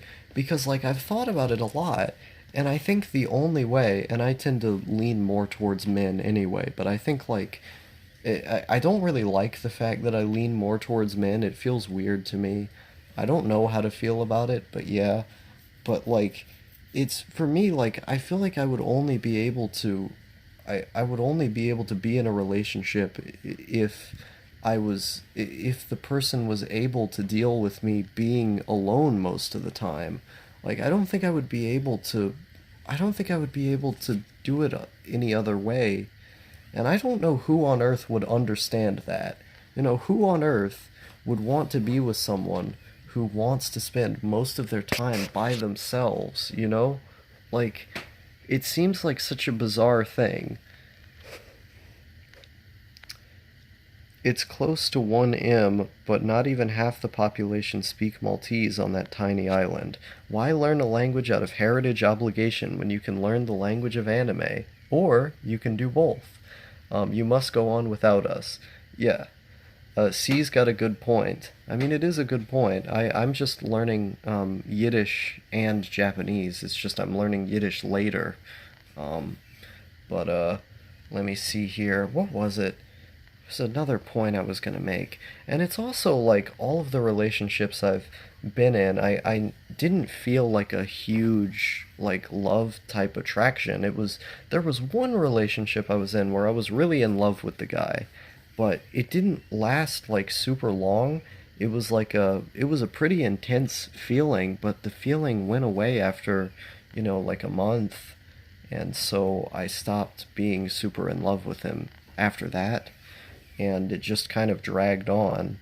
Um, and every person I've been with, all of them, they never thought I was loving enough. They never thought I was emotional enough of a partner. They never thought I gave them the kind of love that they wanted, that I wasn't able to serve their needs. And like, I don't know how to do that. I don't know how to emote the way that people want you to in a relationship. I maybe you can chalk it up to autism or something, but like I just don't know how to. And it's hard to explain that to people because like when I have conversations with a lot of people when I'm not talking about something I'm super super passionate about, a lot of it is just me like awkwardly smiling and awkwardly like responding like yeah haha that's a thing. That sure is. Like it's just weird. And so I I'm only really capable at being proficient at talking about stuff that I'm really passionate about, that like I care about. And it's difficult for me to be comfortable enough with someone for me to allow myself to just like feel that I can be with them. So I don't think most people would want to be with someone like me. I'm just weird. I'm just so weird that like should I even try? I don't know if I should. And I don't particularly want to that much. So it's kind of a weird predicament. It's a weird place to be in. Um I want a GF, but not now. I got stuff to do. Yeah, it's good that you're focusing on the important stuff. All dogs are 9 to 5 wage cucks, and their language has a boring phonology and boring grammar constructs. That's pretty based. Learning anything is a waste of time, though. When we age, when we get told or die, it's all gone. Or when we get old or die, it's all gone. I think if you learn something and you enjoy it in the moment, that's what matters. Like, for me, what I really love about learning languages is that it feels like I'm closer to someone's heart. It feels like I'm closer to their culture and where they come from, and that I understand them better as a result of that. Where I can watch the subtitles of, a Hebrew movie or something, but it's not the same as being able to know what the words mean, know the soul of the words, have there's this quote by Nelson Mandela. He said that when you speak to a man in his second language, you speak to his head, but when you speak to him in his first, his mother tongue, you speak to his heart. And I think that that ability to be able to engross yourself in the heart of a different culture, that ability to understand the grammar, to understand the where the language origin is from, to understand the sort of cultural conceptions that are surrounding these ways of expressing things. It's beautiful. It's all beautiful. And like when I'm learning how to write the kanji characters, for instance, even like how the kanji characters are written has something to say about Japanese culture and the way that they think of things. That to me is fascinating. And so the idea of learning these things isn't just for like financial gain or just to be cool. It's because I find them fascinating on an intellectual level, on a creative level, on a spiritual, cultural, you know, social level. Being able to talk to people who I couldn't previously talk to, being able to connect to things that I couldn't previously connect to in the same way. It's about being able to learn to express things in a way that you were not able to express them before. I think that's really beautiful. That's my hang up. I can't imagine getting into a relationship because I'm so used to being by myself, reading, coding, hobbies. Yeah, no, I'm the same way. Um, I would just have to, I would have to be with someone who would be fine with that. And I don't, unless I meet like hiding in my room's wife or something. I don't think most people would be down with that. And I mean, the other thing too is just like the lack of desire, the lack of drive to do it. The main reason why I seem to be motivated to do it tends to be because I associate it with something that I'm like supposed to do. This kind of ephemeral, eternal idea that like everyone gets to eventually after they get to a certain age. What the fuck is a mommy GF? How does Red not know what that is? Uh, basically it's like Daniel's wife, or I guess ex-wife, is a mommy GF. Um, Understandable. Everyone expresses their care in different ways. I too feel like my care is often somehow artificial. Not the care, but the way I express me caring. Yeah, no, exactly. Like, it feels artificial to me, but I don't necessarily know how to express it in any other different way. If there's someone out there who's into robots, robots who have a lot to say about YouTube and anime and politics, I guess hit me up. But otherwise, I'm just gonna keep sitting in my room reading and talking into a camera. I mean, I'm fine with it either way. Sounds a bit like H.P. Lovecraft's life, and yes, I like Lovecraftian anime and games. Alien films and Bird Box, not so much. I like those. I like all of those things. TFW, I will never learn Japanese 'cause too lazy. RIP. I don't even talk to people in English. Even if I learn another language, then I will still not want to talk to people in that language too. Um, yeah, I mean, for me, like I said, a lot of it is about being able to, understand the media, the culture surrounding it, in a sort of observable way. Like I observe people in English. I observe most of the stuff that's around me because like I talk a lot in these videos, but I don't talk a lot to people. I observe people. I kind of exist in my own space. The most that I talk is just on YouTube. I'm a very, very quiet person. So most of what I do is just like by myself. Um, I'd love to read about the Aztecs. That's why I want to learn Spanish to feel the culture or whatever. Yeah. Let's see. Lol, yeah, maybe I need a mommy GF. Hiding in my in my bibbit. If I learn Japanese, I feel I also have to learn Mandarin, Cantonese, and Korean. The similarities with them, it'd be wasteful to not know the relative languages. Interesting. That is a very interesting point.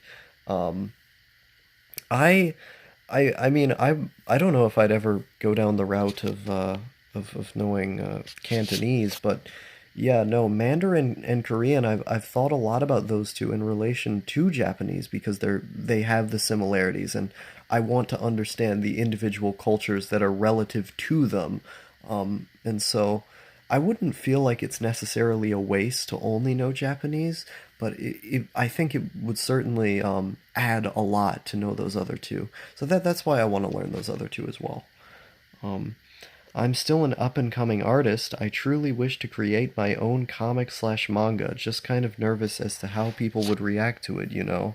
Well, I mean, if you're nervous about how people are going to react, you just have to practice until you've made a product that you think some people will be satisfied by. When you're just starting out, you're going to make a lot of mistakes and you're going to have a lot of problems.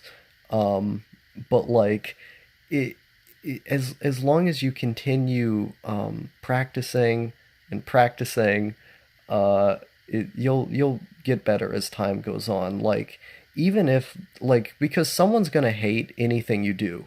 Like I have consistently practiced and have gotten better at doing YouTube videos, for instance, to the point where I feel like I make pretty good videos. I like my videos, but there are still people out there who really don't like my work, and that's fine. For people who have a strong negative opinion on your work, there's always going to be people who have a strong positive opinion. The worst thing is to just be kind of neutral. Like, I just kind of make something that's sort of a 5 out of 10, sort of mediocre. And you know, I think as long as you continue practicing, you'll be able to make something good. You just have to keep doing it. Um, uh, But yeah, I wouldn't be too nervous about how people react. If you get upset by a couple criticisms that people give, just, keep hearing the criticism until it doesn't hurt anymore. Kind of like a Sisyphusian method. I feel like if my BF/GF were also a robot, we just coldly exist together, and the non expression of our love would either be hilarious or confusing. Good thing I don't have a GF/BF. That's pretty based. Um, yeah, it sounds almost like a comic book. Like, who it was Hideaki Anno's wife wrote about.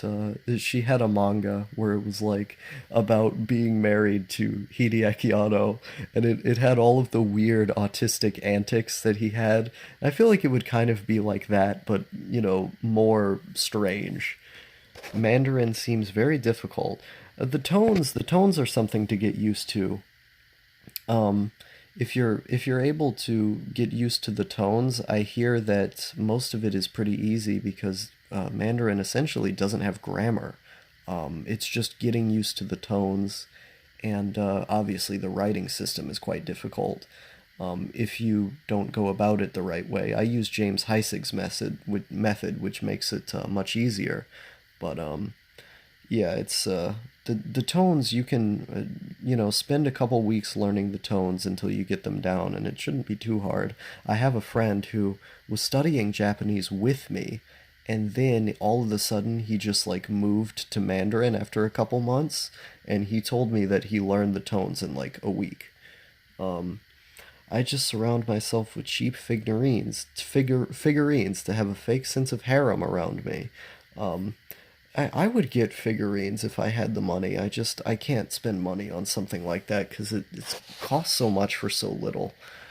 Storytelling be hard AF, to be honest. Yeah, no, it really is. And I commend storytellers who put in that much effort to be able to make something. You just have to keep practicing and you'll produce a good product eventually.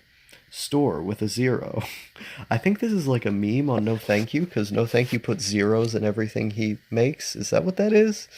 Visual novels aren't good enough GF simulations, dude. Sad face. Some of the walls of text in VN still give me PTSD. We need to build robot waifus. I want to Pygmalion this shit and create the perfect Ostismos for your consumption. Damn. Um, I need someone who is like semi-normie but also understands autism. How does that work? Someone who can do the normie things for me and then tolerate my autism enough for me to do the autistic things for them. Like the perfect team. But also it's a team in which I'm allowed to spend time by my... It's confusing, man. It's the most confusing shit in the world. Who would want to deal with that? Who would possibly want to put up with my weird bullshit? Like, I think I'm a pretty cool person, but at the same time, I'm also unexpressive and only go on about the same 5 subjects. TFW, no social worker, GF.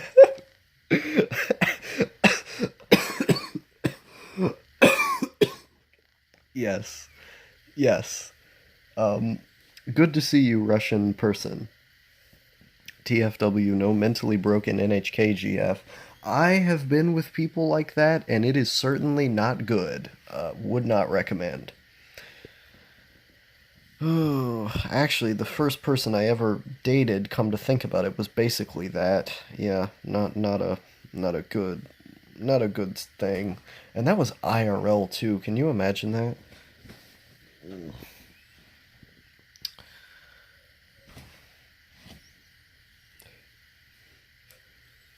Welcome to the chat, Russian person. Agreed on mentally ill GFs. Are you agreeing with me or Hiki Chiba? I can't tell anymore. I think C is agreeing with me.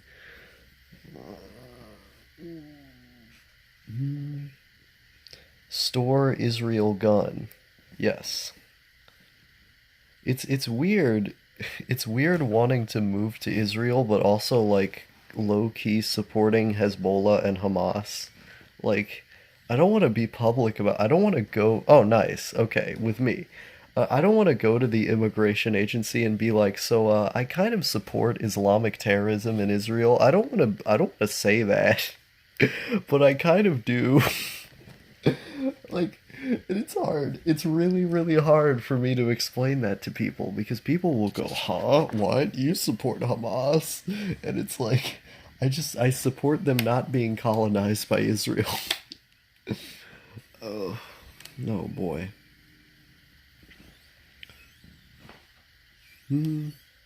I've just been going back and forth in this chair so long. The one bad thing about it, though, free Palestine, I agree. The one bad thing about it, though, is that my chair scrapes up against my Doom poster, and then my Doom poster's tape gets messed up. Yeah, I hate having messed up tape. I'm giving the white supremacist symbol now. My hands are so small. Like, my arms and hands are so small. This. Iranian proxy network is pretty impressive for the limited resources they have. Yes. Is this ASMR? I mean, I guess it is if you think it is. Do you have family in Israel? Actually, no. I have a lot of Jewish family in the United States, but I do not have family in Israel. Um, but I would have I would have the ability to immigrate though on a heritage and religious basis. So um, I don't, as far as I know, I don't have any in Israel because my family are German Jews, and we kind of stayed in the diaspora. We didn't really go out of the diaspora. We just went from Germany to the U.S. and we just kind of stayed in the U.S. Who needs Doom guy? Doom actress. Nice. Hmm.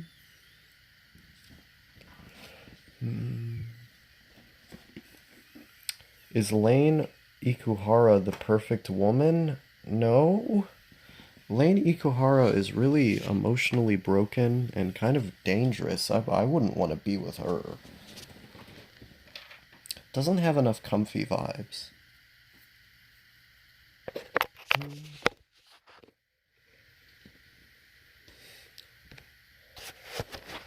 I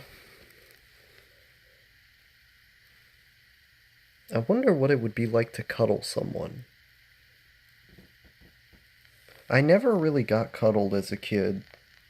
No, my parents, no, my parents didn't really give me a lot of like super physical affection growing up, so I never really got used to it, and so I don't really understand physical affection, but I really like it. I really like giving hugs to my dog, especially.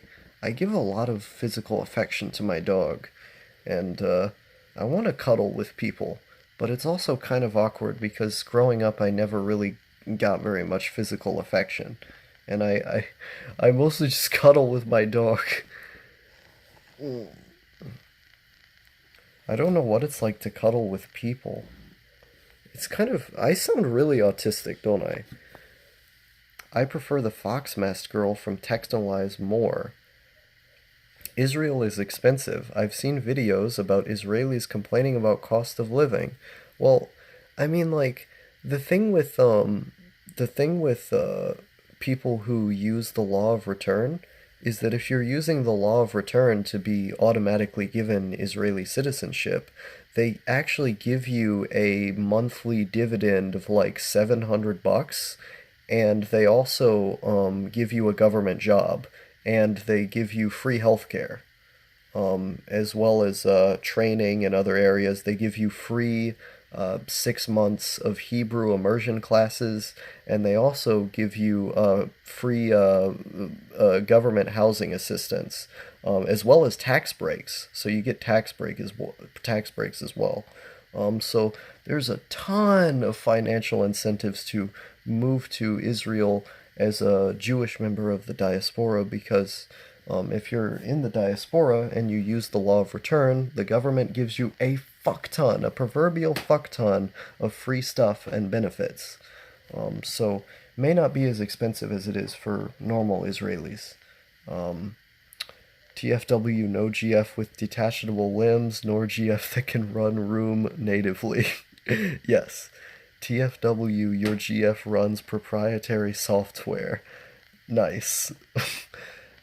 Damn, they set you up. Yeah, pretty much. It's been good. You've been more active on YouTube lately. Yeah, I've been happy to be more active on YouTube lately. I think I just needed a short break.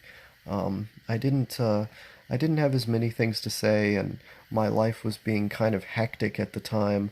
But I am glad to be back. Even though a lot of the time it is just me repeating a lot of the same stuff, I think I have enough new viewers that it's worthy of repeating. Like I'm not just repeating the same stuff to like the same people all the time, and I think I change up the stories or reframe the stories to make them at least more interesting, you know?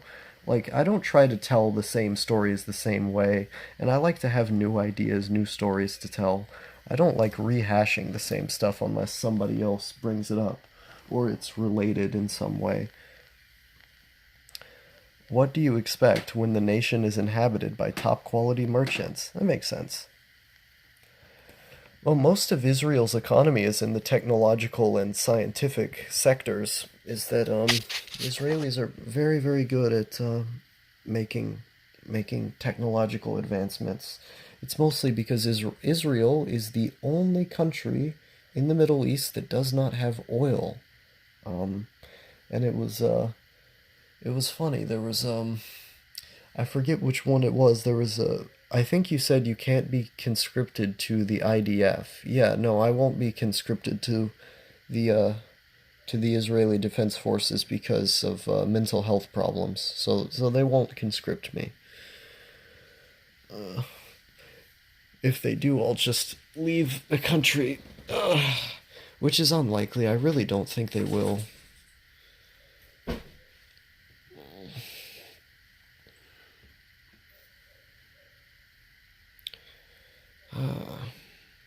It's 1:22 a.m. Normally by this point I would have gone to sleep. But I'll stay awake for a little bit longer. Yeah, Israel's weird. Middle East is cool. Turkey is cool. Iran is cool.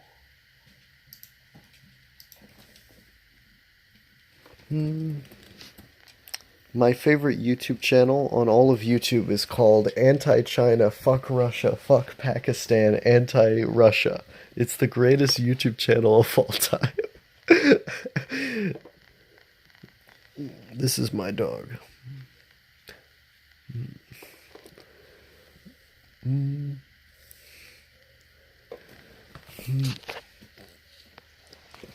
Yoshika is the only person who knows what YouTube channel I'm talking about. I have had multiple family members who moved to Israel, but most came back home because they missed Amsterdam. It really refuted the idea that we do not care for our host countries, as they claimed. Yeah, I think a lot of members of the Jewish diaspora prefer the countries that they grew up in. Of course, I don't. I really hate America, and I've always hated America ever since I was little. But like, I think the idea that that Israel puts out, that Israel is the true homeland and all this other stuff, I don't think it's universally applicable. Fuck China, fuck Russia, anti-China, anti-Russia, anti-Pakistan, anti-India, fuck India. It's the greatest meme. Do you believe the greater Israel expansion? Do I believe it's happening or do I believe in it? I don't think it's good that it's happening, because if you look at the map, like, the map of Israel over time has become larger and larger because of them invading Palestinian settlements and expropriating land that does not belong to them. It's a settler colonialist way of doing things, and I think it's an immense human rights violation. If you look at normal Muslims, their houses are being broken into and raided for the suspect of terrorism, even though many of them are not terrorists. They just break into their houses anyway. You look at children being shot to death by IDF soldiers when they are not even carrying weapons. Like, children who are quite close to where the IDF soldiers are, they're just killed, shot to death. Pregnant women, there's footage of them being shot to death. And it's terrible. It's really horrible things that are going on in the territories that are essentially being stolen by Israel. So I don't believe in greater Israel expansion. I think it's a human rights violation. It's definitely happening, and I think that's very bad. So let's see, rights, LMAO. Oh boy, my dog is jumping around. Do you think, is the Samson option reasonable or no? I really don't think that Israel in its current state should exist as it does. I think Israel should be a much smaller country. The idea that it needs nuclear capabilities just to defend itself, I think, is a little bit silly. It doesn't need nukes, no. It just needs to give back the stuff it stole. Boys, I'm out. Good hanging out. See ya. Yeah, see you around. No, I think as long as they have like a good enough military, I don't think they should have nuclear weapons at all. I don't think anyone should have nuclear weapons. Denuclearize the planet. Denuclearize everyone. Let's see.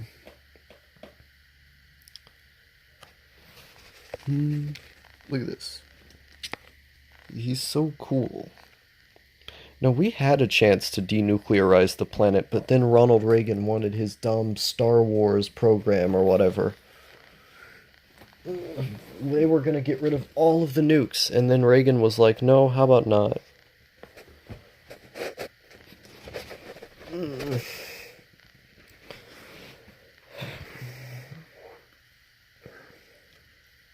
Now my dog is licking my hand.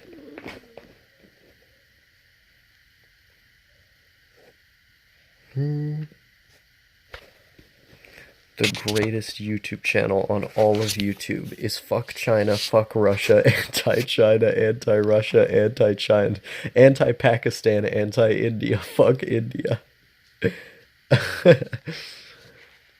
Denuclearizing would ruin North Korea. Is that dog the meme dog? It is the meme dog. No, I think the only reason I think the only reason North Korea has to have nukes is because all of the other countries are, constantly threatening, have like all of the Western Bloc is threatened their existence quite heavily. As to whether or not they will be invaded, I don't know. But having a nuclear deterrent, I think the reason they have to have one is because the powers that are against them have nuclear deterrence. But if, everyone didn't have a nuke, then the likelihood of them needing one, I think, would be lower.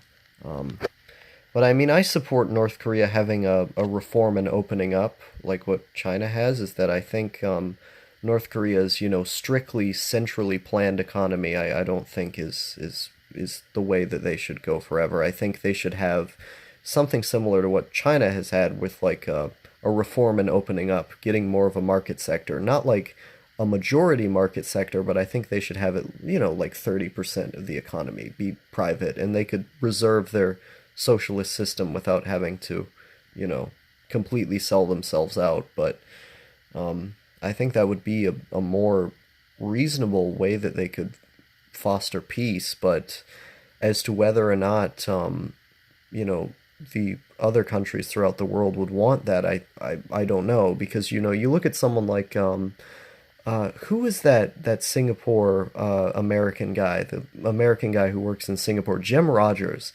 Jim Rogers, famous billionaire investor. He really wants peace in North Korea because he sees it as an opportunity to invest in the country and make money. But like other billionaires who are more involved with the military-industrial complex and the intelligence agencies like George Soros and the like really don't want peace in North Korea because they see the long-term implications of having another anti-imperialist country that supports Palestine, that supports Iran, that supports these countries that are oppressed by the first world Western powers. They see that as a major danger. But people like Jim Rogers, these other members of the capitalist class, they think, well, we just want to invest. We want to make more money. So a reform and opening up would be great in their eyes. But the majority of the capitalist class seems to be against that. And so the North Korea issue is incredibly complicated. Anti-Star, anti-Yoshika, fuck NEET, fuck Star, anti-NEET, fuck Korea, anti-Israel, fuck Israel, anti-Korea based. I think that denuclearization is nigh impossible now that India and Pakistan have them. Yeah, that's one part. That is definitely one part of the problem. I believe Israel wants to expand outside lawful lands, but I don't believe in the map, which includes large swaths of Iraq. That map doesn't really have any legitimate sources backing it up. Boone Felsia. Yeah, there's a bunch of different ones that people tend to use. You're too smart. I don't understand. Nice, thank you. I hear that's why Israel wants most Middle East refugees to go to Europe. Would benefit Israel expansion, but yeah, I don't know. That is one argument that I've seen gone around as well. Precisely, it's the reason why denuclearization is not a constructive prerequisite to remove critical sanctions. I'm not pro-regime, but I am for improving the lives of the majority. Anti-Aki anti-anime man, fuck anime man, anti-freedom tunes, fuck Aki anti-anime YouTubers, anti-mother's basement, based. for the military-industrial complex. We should just bomb them. I'm not in favor of bombing anyone, because that would lead to thousands, if not millions, of people dying, and also retaliatory attacks that would lead to many of our own people dying. I mean, if you look at many of the countries we could potentially attack, they have ballistic missiles that could reach the U.S. And it's basically the onus is on them to make the moral decision and not do that. But I mean, at that point, if they're bomb the retaliators, but like, okay, if you make an attack on someone, if you do the first strike, then they're inevitably going to bomb back, are they not? If they have the capability and the functionality, the only thing keeping them from doing it is basically just being good people, which I don't know if you've noticed or not, but the majority of the world leaders around the world are not.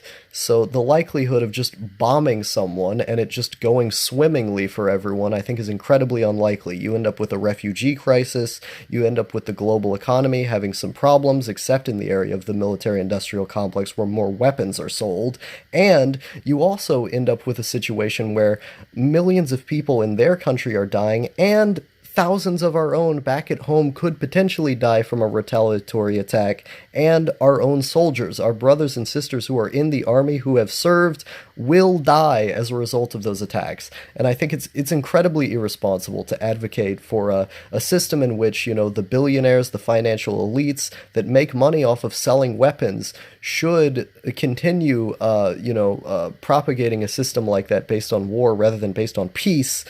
Just so their pockets can be aligned, buying into some kind of narrative that everyone is out to get us, that everyone is dangerous, when really what we should be doing is focusing on a bilateral, unilateral trade agreement that allows the entire world to benefit, you know, building infrastructure all around the world, having trade agreements that allow people to have more peaceful relations with one another.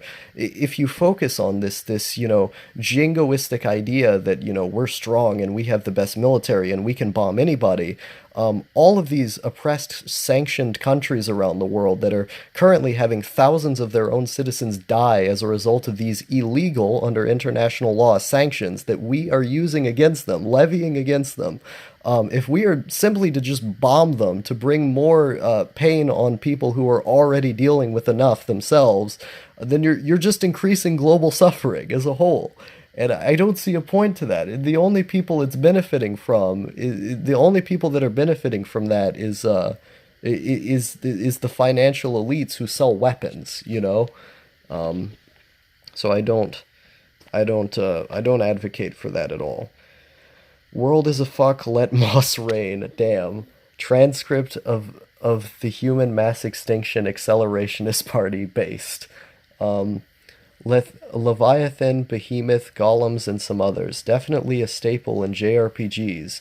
Balahmat is Arabic, but ye Semitic culture, language, etc. is interesting. Nice. The Israeli government desperately wants to make Europe seem like a bad place to live for Jews.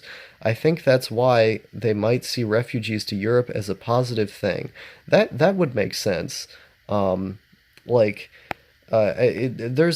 also a lot of propaganda because they want Jews to move to Israel in order to join the IDF, so they can have more people in their military, because military conscription is mandatory. Dude, I can't finish Mr. Cynical's videos. They feel like boring PowerPoint presentations. I agree. I think he's boring as well. I don't really get the appeal. He's too monotone. He's just boring, man.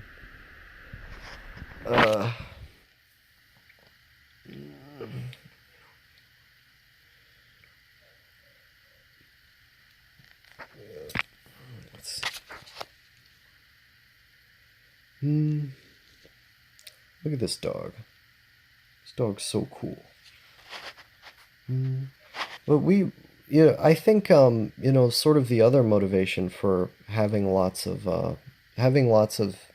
refugees come to Europe, other than just it being cheap labor, like it's very clearly cheap labor to have refugees there, is like, we're going to have a refugee crisis if we don't stop bombing other countries. Like, if you look at the Arab Spring was entirely manufactured by Silicon Valley and the intelligence agencies, is that we have evidence, direct evidence of Google and Facebook manipulating information in order to get pro quote unquote democracy and independence movements, pro jihadist movements, able to come about in Syria, Libya, Tunisia, these other countries.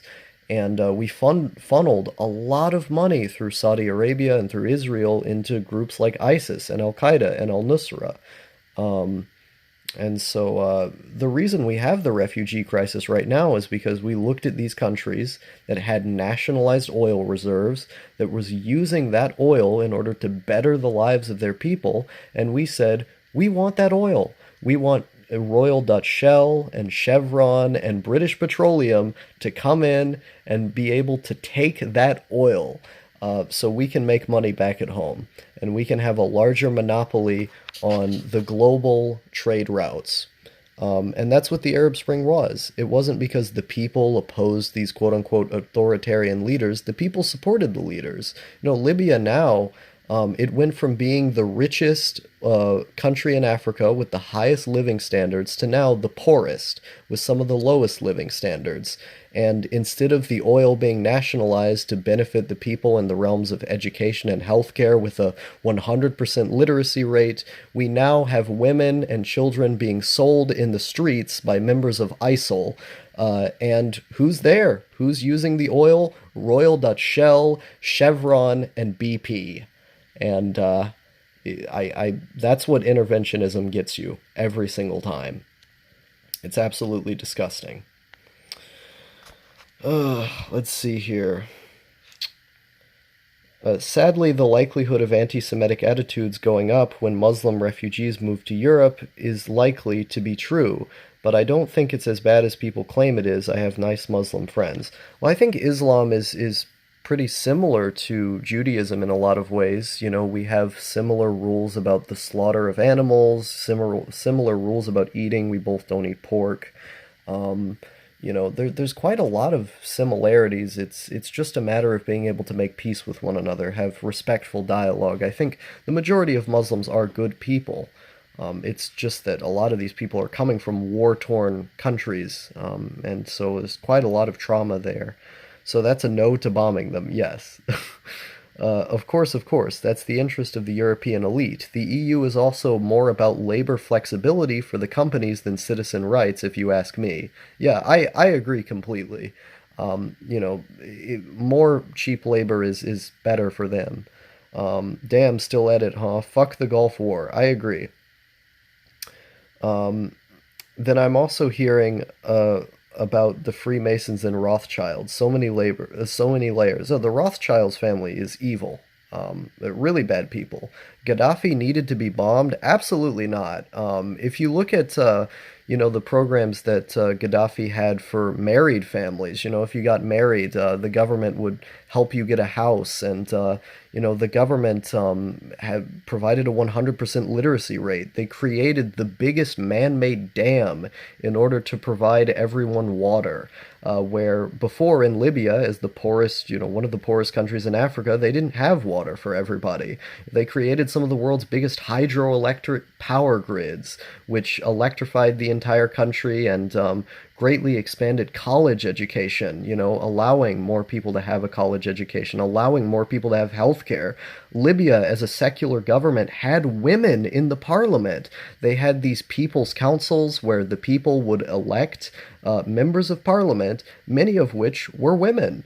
You had brigadier generals in the Libyan army, which were women. It was one of the most progressive countries in all of Africa, one of the most socially liberating, one of the most socially tolerant, one of the most welfaristic governments in all of Africa. Under socialism, under Muammar Gaddafi, you saw a massive raise in living standards that greatly improved the lives of the people. If you somehow believe that now, as one of the poorest countries, now with women and children being sold in the street and starving to death, that this is better than Gaddafi, you're absolutely delusional. I don't see how you could believe that in any way unless you're just, believing absolutely every single lie that the media feeds you about, Gaddafi was this autocratic dictator. It's nonsense. If you look at the World Bank data, if you look at any of the data surrounding Libya from before to now, overwhelmingly it will show you that the people preferred their life then and were happier then. It's utter nonsense. Don't take refuge. Don't refugees take much more out of the economy than they put in? Man, be careful with that conspiracy shit. Don't put too much stock into anything you don't know for sure. I'm not sure which one he's referring to. I think it's the Freemason stuff. I don't know very much about the Freemasons, and I don't particularly care. I know refugees take more out of the Swedish economy. Like, refugees have been a big strain on Sweden's economy. I don't think it's Israel that's single-handedly orchestrating the crisis. It's certainly Western foreign interests. Even our royal family owns a fraction of Shell. Yeah, no, Israel, it's interesting because I think Harpal Brar put it quite well, was that he said that America is the organ grinder and Israel is the little monkey. Is that Israel is just a puppet of the U.S. It's just a puppet of U.S. interests in terms of foreign policy. America is the country that's going around and destroying all these other countries, unfortunately. The Freemasons are a club of boring old men, always have been, nothing more.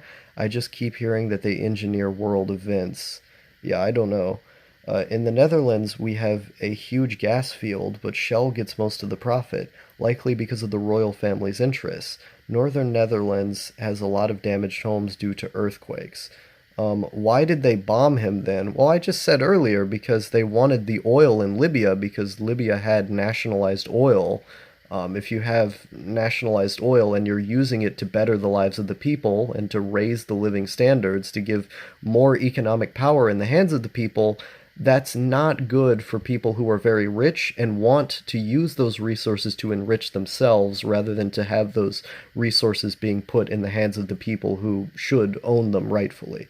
And so what the Libyan government was doing was that they were using the resources in the African country in order to better the lives of their own country. But these foreign companies, the military industrial complex, the Western powers, the oil companies, the intelligence agencies, they used the power of lobbying and money in politics to be able to get their way, to be able to get the bombing that they wanted. And the same billionaires, AT&T, who owns MSNBC, and Comcast and these other companies, have oil money and military-industrial complex money in them. And so, of course, the media companies would reflect their interests when they're owned by the same billionaires who lobbied to have these wars in the first place.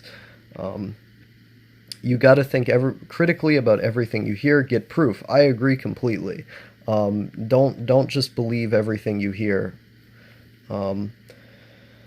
Let's see, which were artificially created by unethical pumping of natural gas by Shell, but its profits of the royal family elites, so they don't care about the northern provinces. Women in parliament is big cringe.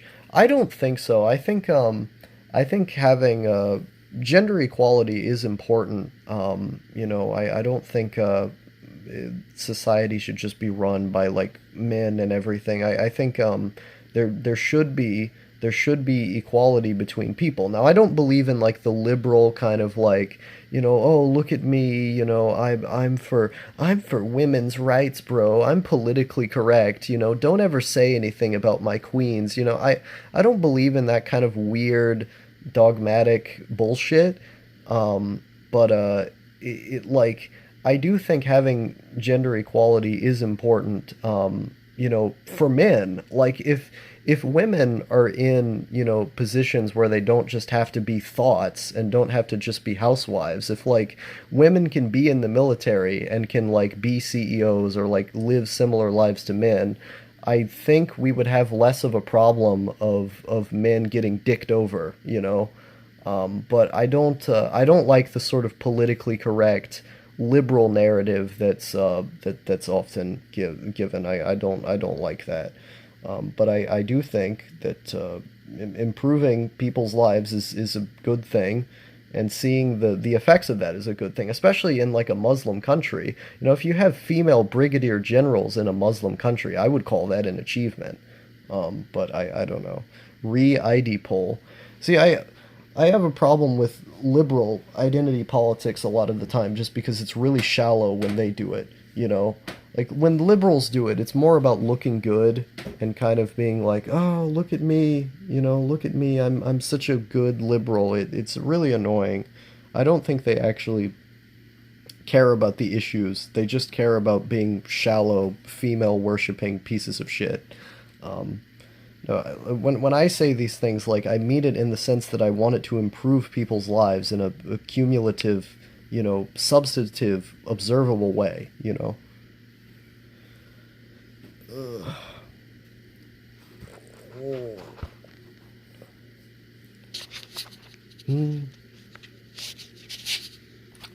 You have fun watching the Prime Minister debate. I didn't watch the Prime Minister debate. Who was it with?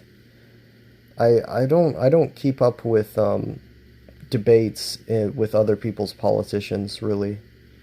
I watched the debates in America, but that's because I'm in America. I kind of keep up with what's going on in Israel, but it's a little bit annoying. I keep up with like the general idea of what's going on in other countries, but I don't like watch debates of other people's prime ministers. That's just, you know, a bit too much.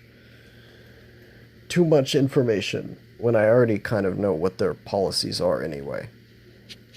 Especially if I have to like read subtitles of the people. Like I like watching those cringe compilations of people in Parliament in the UK where it has like people just saying like really dumb, silly things. I think those ones are fun. But that's just like UK Parliament. It's just a bunch of people screaming at each other. It's funny.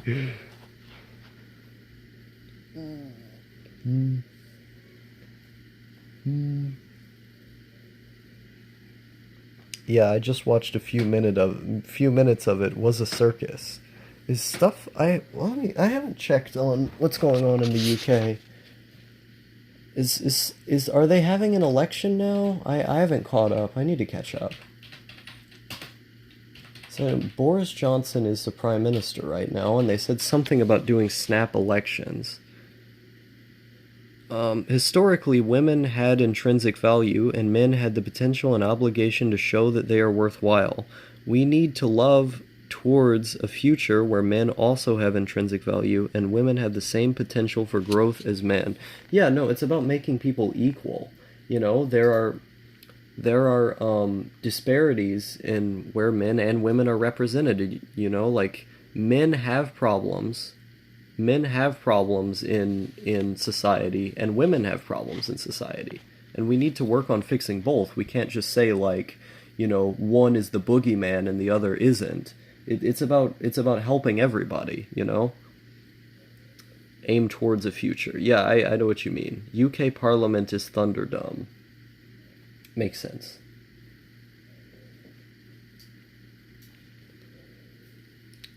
Now, one of my stances that like I think like men should be able to hit back when a woman hits them. Like men and women should be able to fight.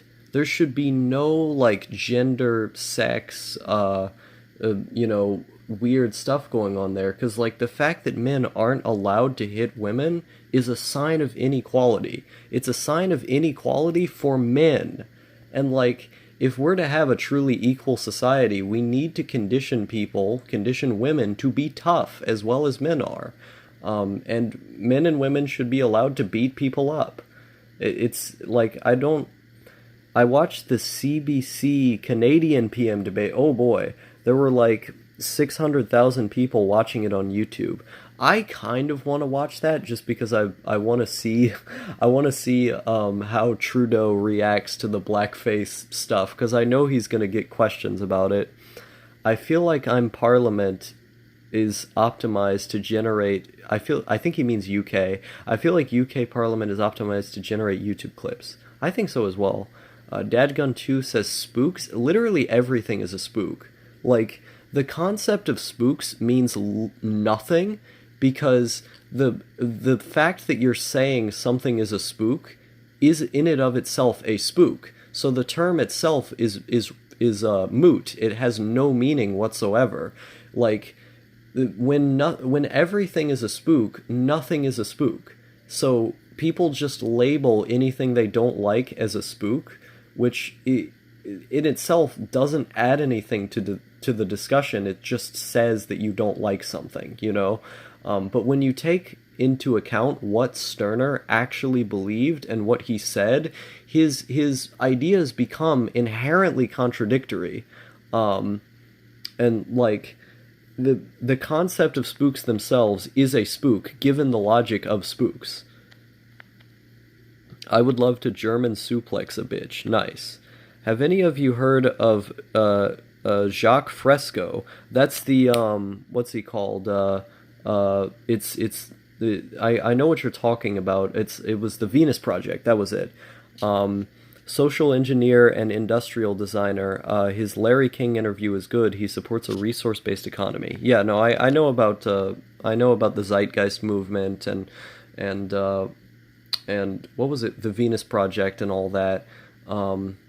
I've read some of his book. He has some kind of weird stuff. I don't think his idea could ever gain enough mainstream traction just because it's so weird and metaphysical, and I think the futurists in general will always be a niche part of society. I don't think futurism will ever gain a large enough hold politically to be able to make anything substantial happen. Or rather beating people up have the same social and judicial penalties regardless of gender. No legalization of beating people up, please. Yeah, no, that's not what I meant.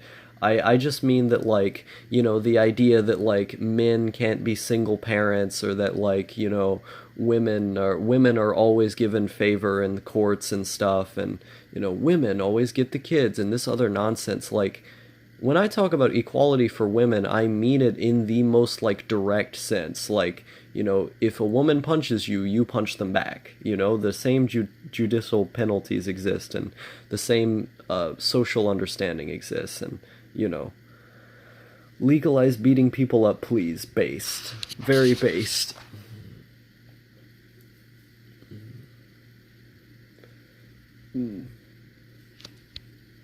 Just pulling your tails, love. I'm very autistic, so I can't always tell. Look at this. He's such a nice guy. He is always just sitting here. He posted it twice.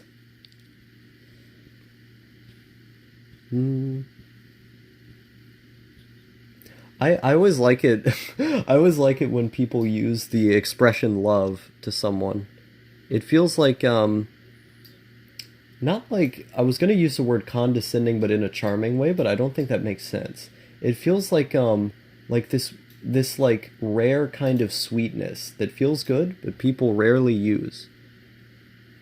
Normies should be second-class citizens, very based. Yeah, he was very technical, Fresco, but he makes Elon Musk look like a baby. His designs, my god. Yeah. It's I like a lot of the you know, the futuristic elements of what he does. It's just such a niche thing. He's cool. He is a cool guy. Mommy energy based. I guess I enjoy that. Is your dog a corgi? No, he's a Pomeranian mixed with a Jack Russell Terrier. Yeah, so he's a Pom Jack.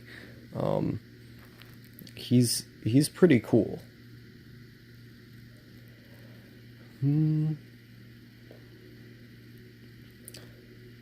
This was something I used to do, is that whenever I would have conversations with people on Discord, I always had this kind of like coy, kind of like loving tone to it. Before I was like really big in the neat community, really. I would just go sweetheart and love and dear, and I would say these things to everybody. And it was weird, like those were like constantly parts of my speech, and it felt like I was trying to be everyone's sibling or something. It was strange. It's like constantly part of my speech patterns. Sweetheart this, sweetheart that. They're race mixing the fucking dogs. Yes. What the fuck? That's crazy. Are you talking about the breed of the dog? Or okay, the way that I was wording things. Yeah. That is some mommy shit. I don't know. I just did it. It was like I had the I guess I just had that energy at the time. I don't particularly know why. It was just an aesthetic that I enjoyed. um I don't know, it felt nice at the time. Hmm? I think it made people feel more safe. I think that's why. People instinctively like stuff like that sometimes, because it reminds them of a simpler time. When you can embody that, people go, ooh, you embody something I feel safe by. I want to hold this thing. You want to smoosh your sweet children in your large breasts, damn. And say hush. Yes. And breastfeed them. Yes. Hmm.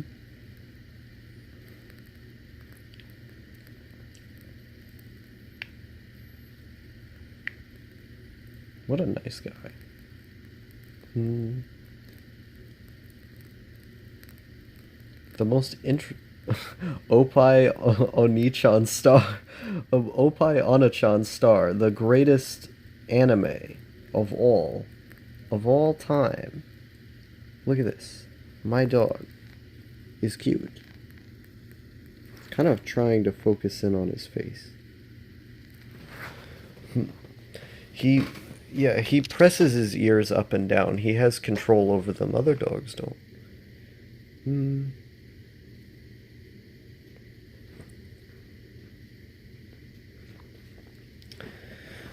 I wonder if Yoshiko went to bed. He might have. He was drinking coffee. I think he might have gone to bed. Lecture time. Thanks for the company, star and chat. Nice experiences as always. Have a good night or nice day. See you next time. Yeah, I'll see you next time, B. It was nice having you here. Thank you for coming out to the stream for as long as you did. You're always a pleasant person to have. Um, yeah, take care. Okay.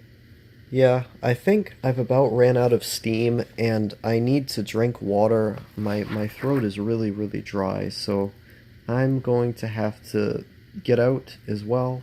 But it was nice. It was really nice doing this live stream with all of you. Thank you. Um, Mommy of the Need community to mommy of chat. Damn. uh, yeah, pretty much. I guess so. Max B says good night. C says have a good night. Yeah. Thank you to Russian person as well. All right. I'll see you all later. I think I might have triggered Yoshika by by making kind of pro women statements. But yeah. Bye bye.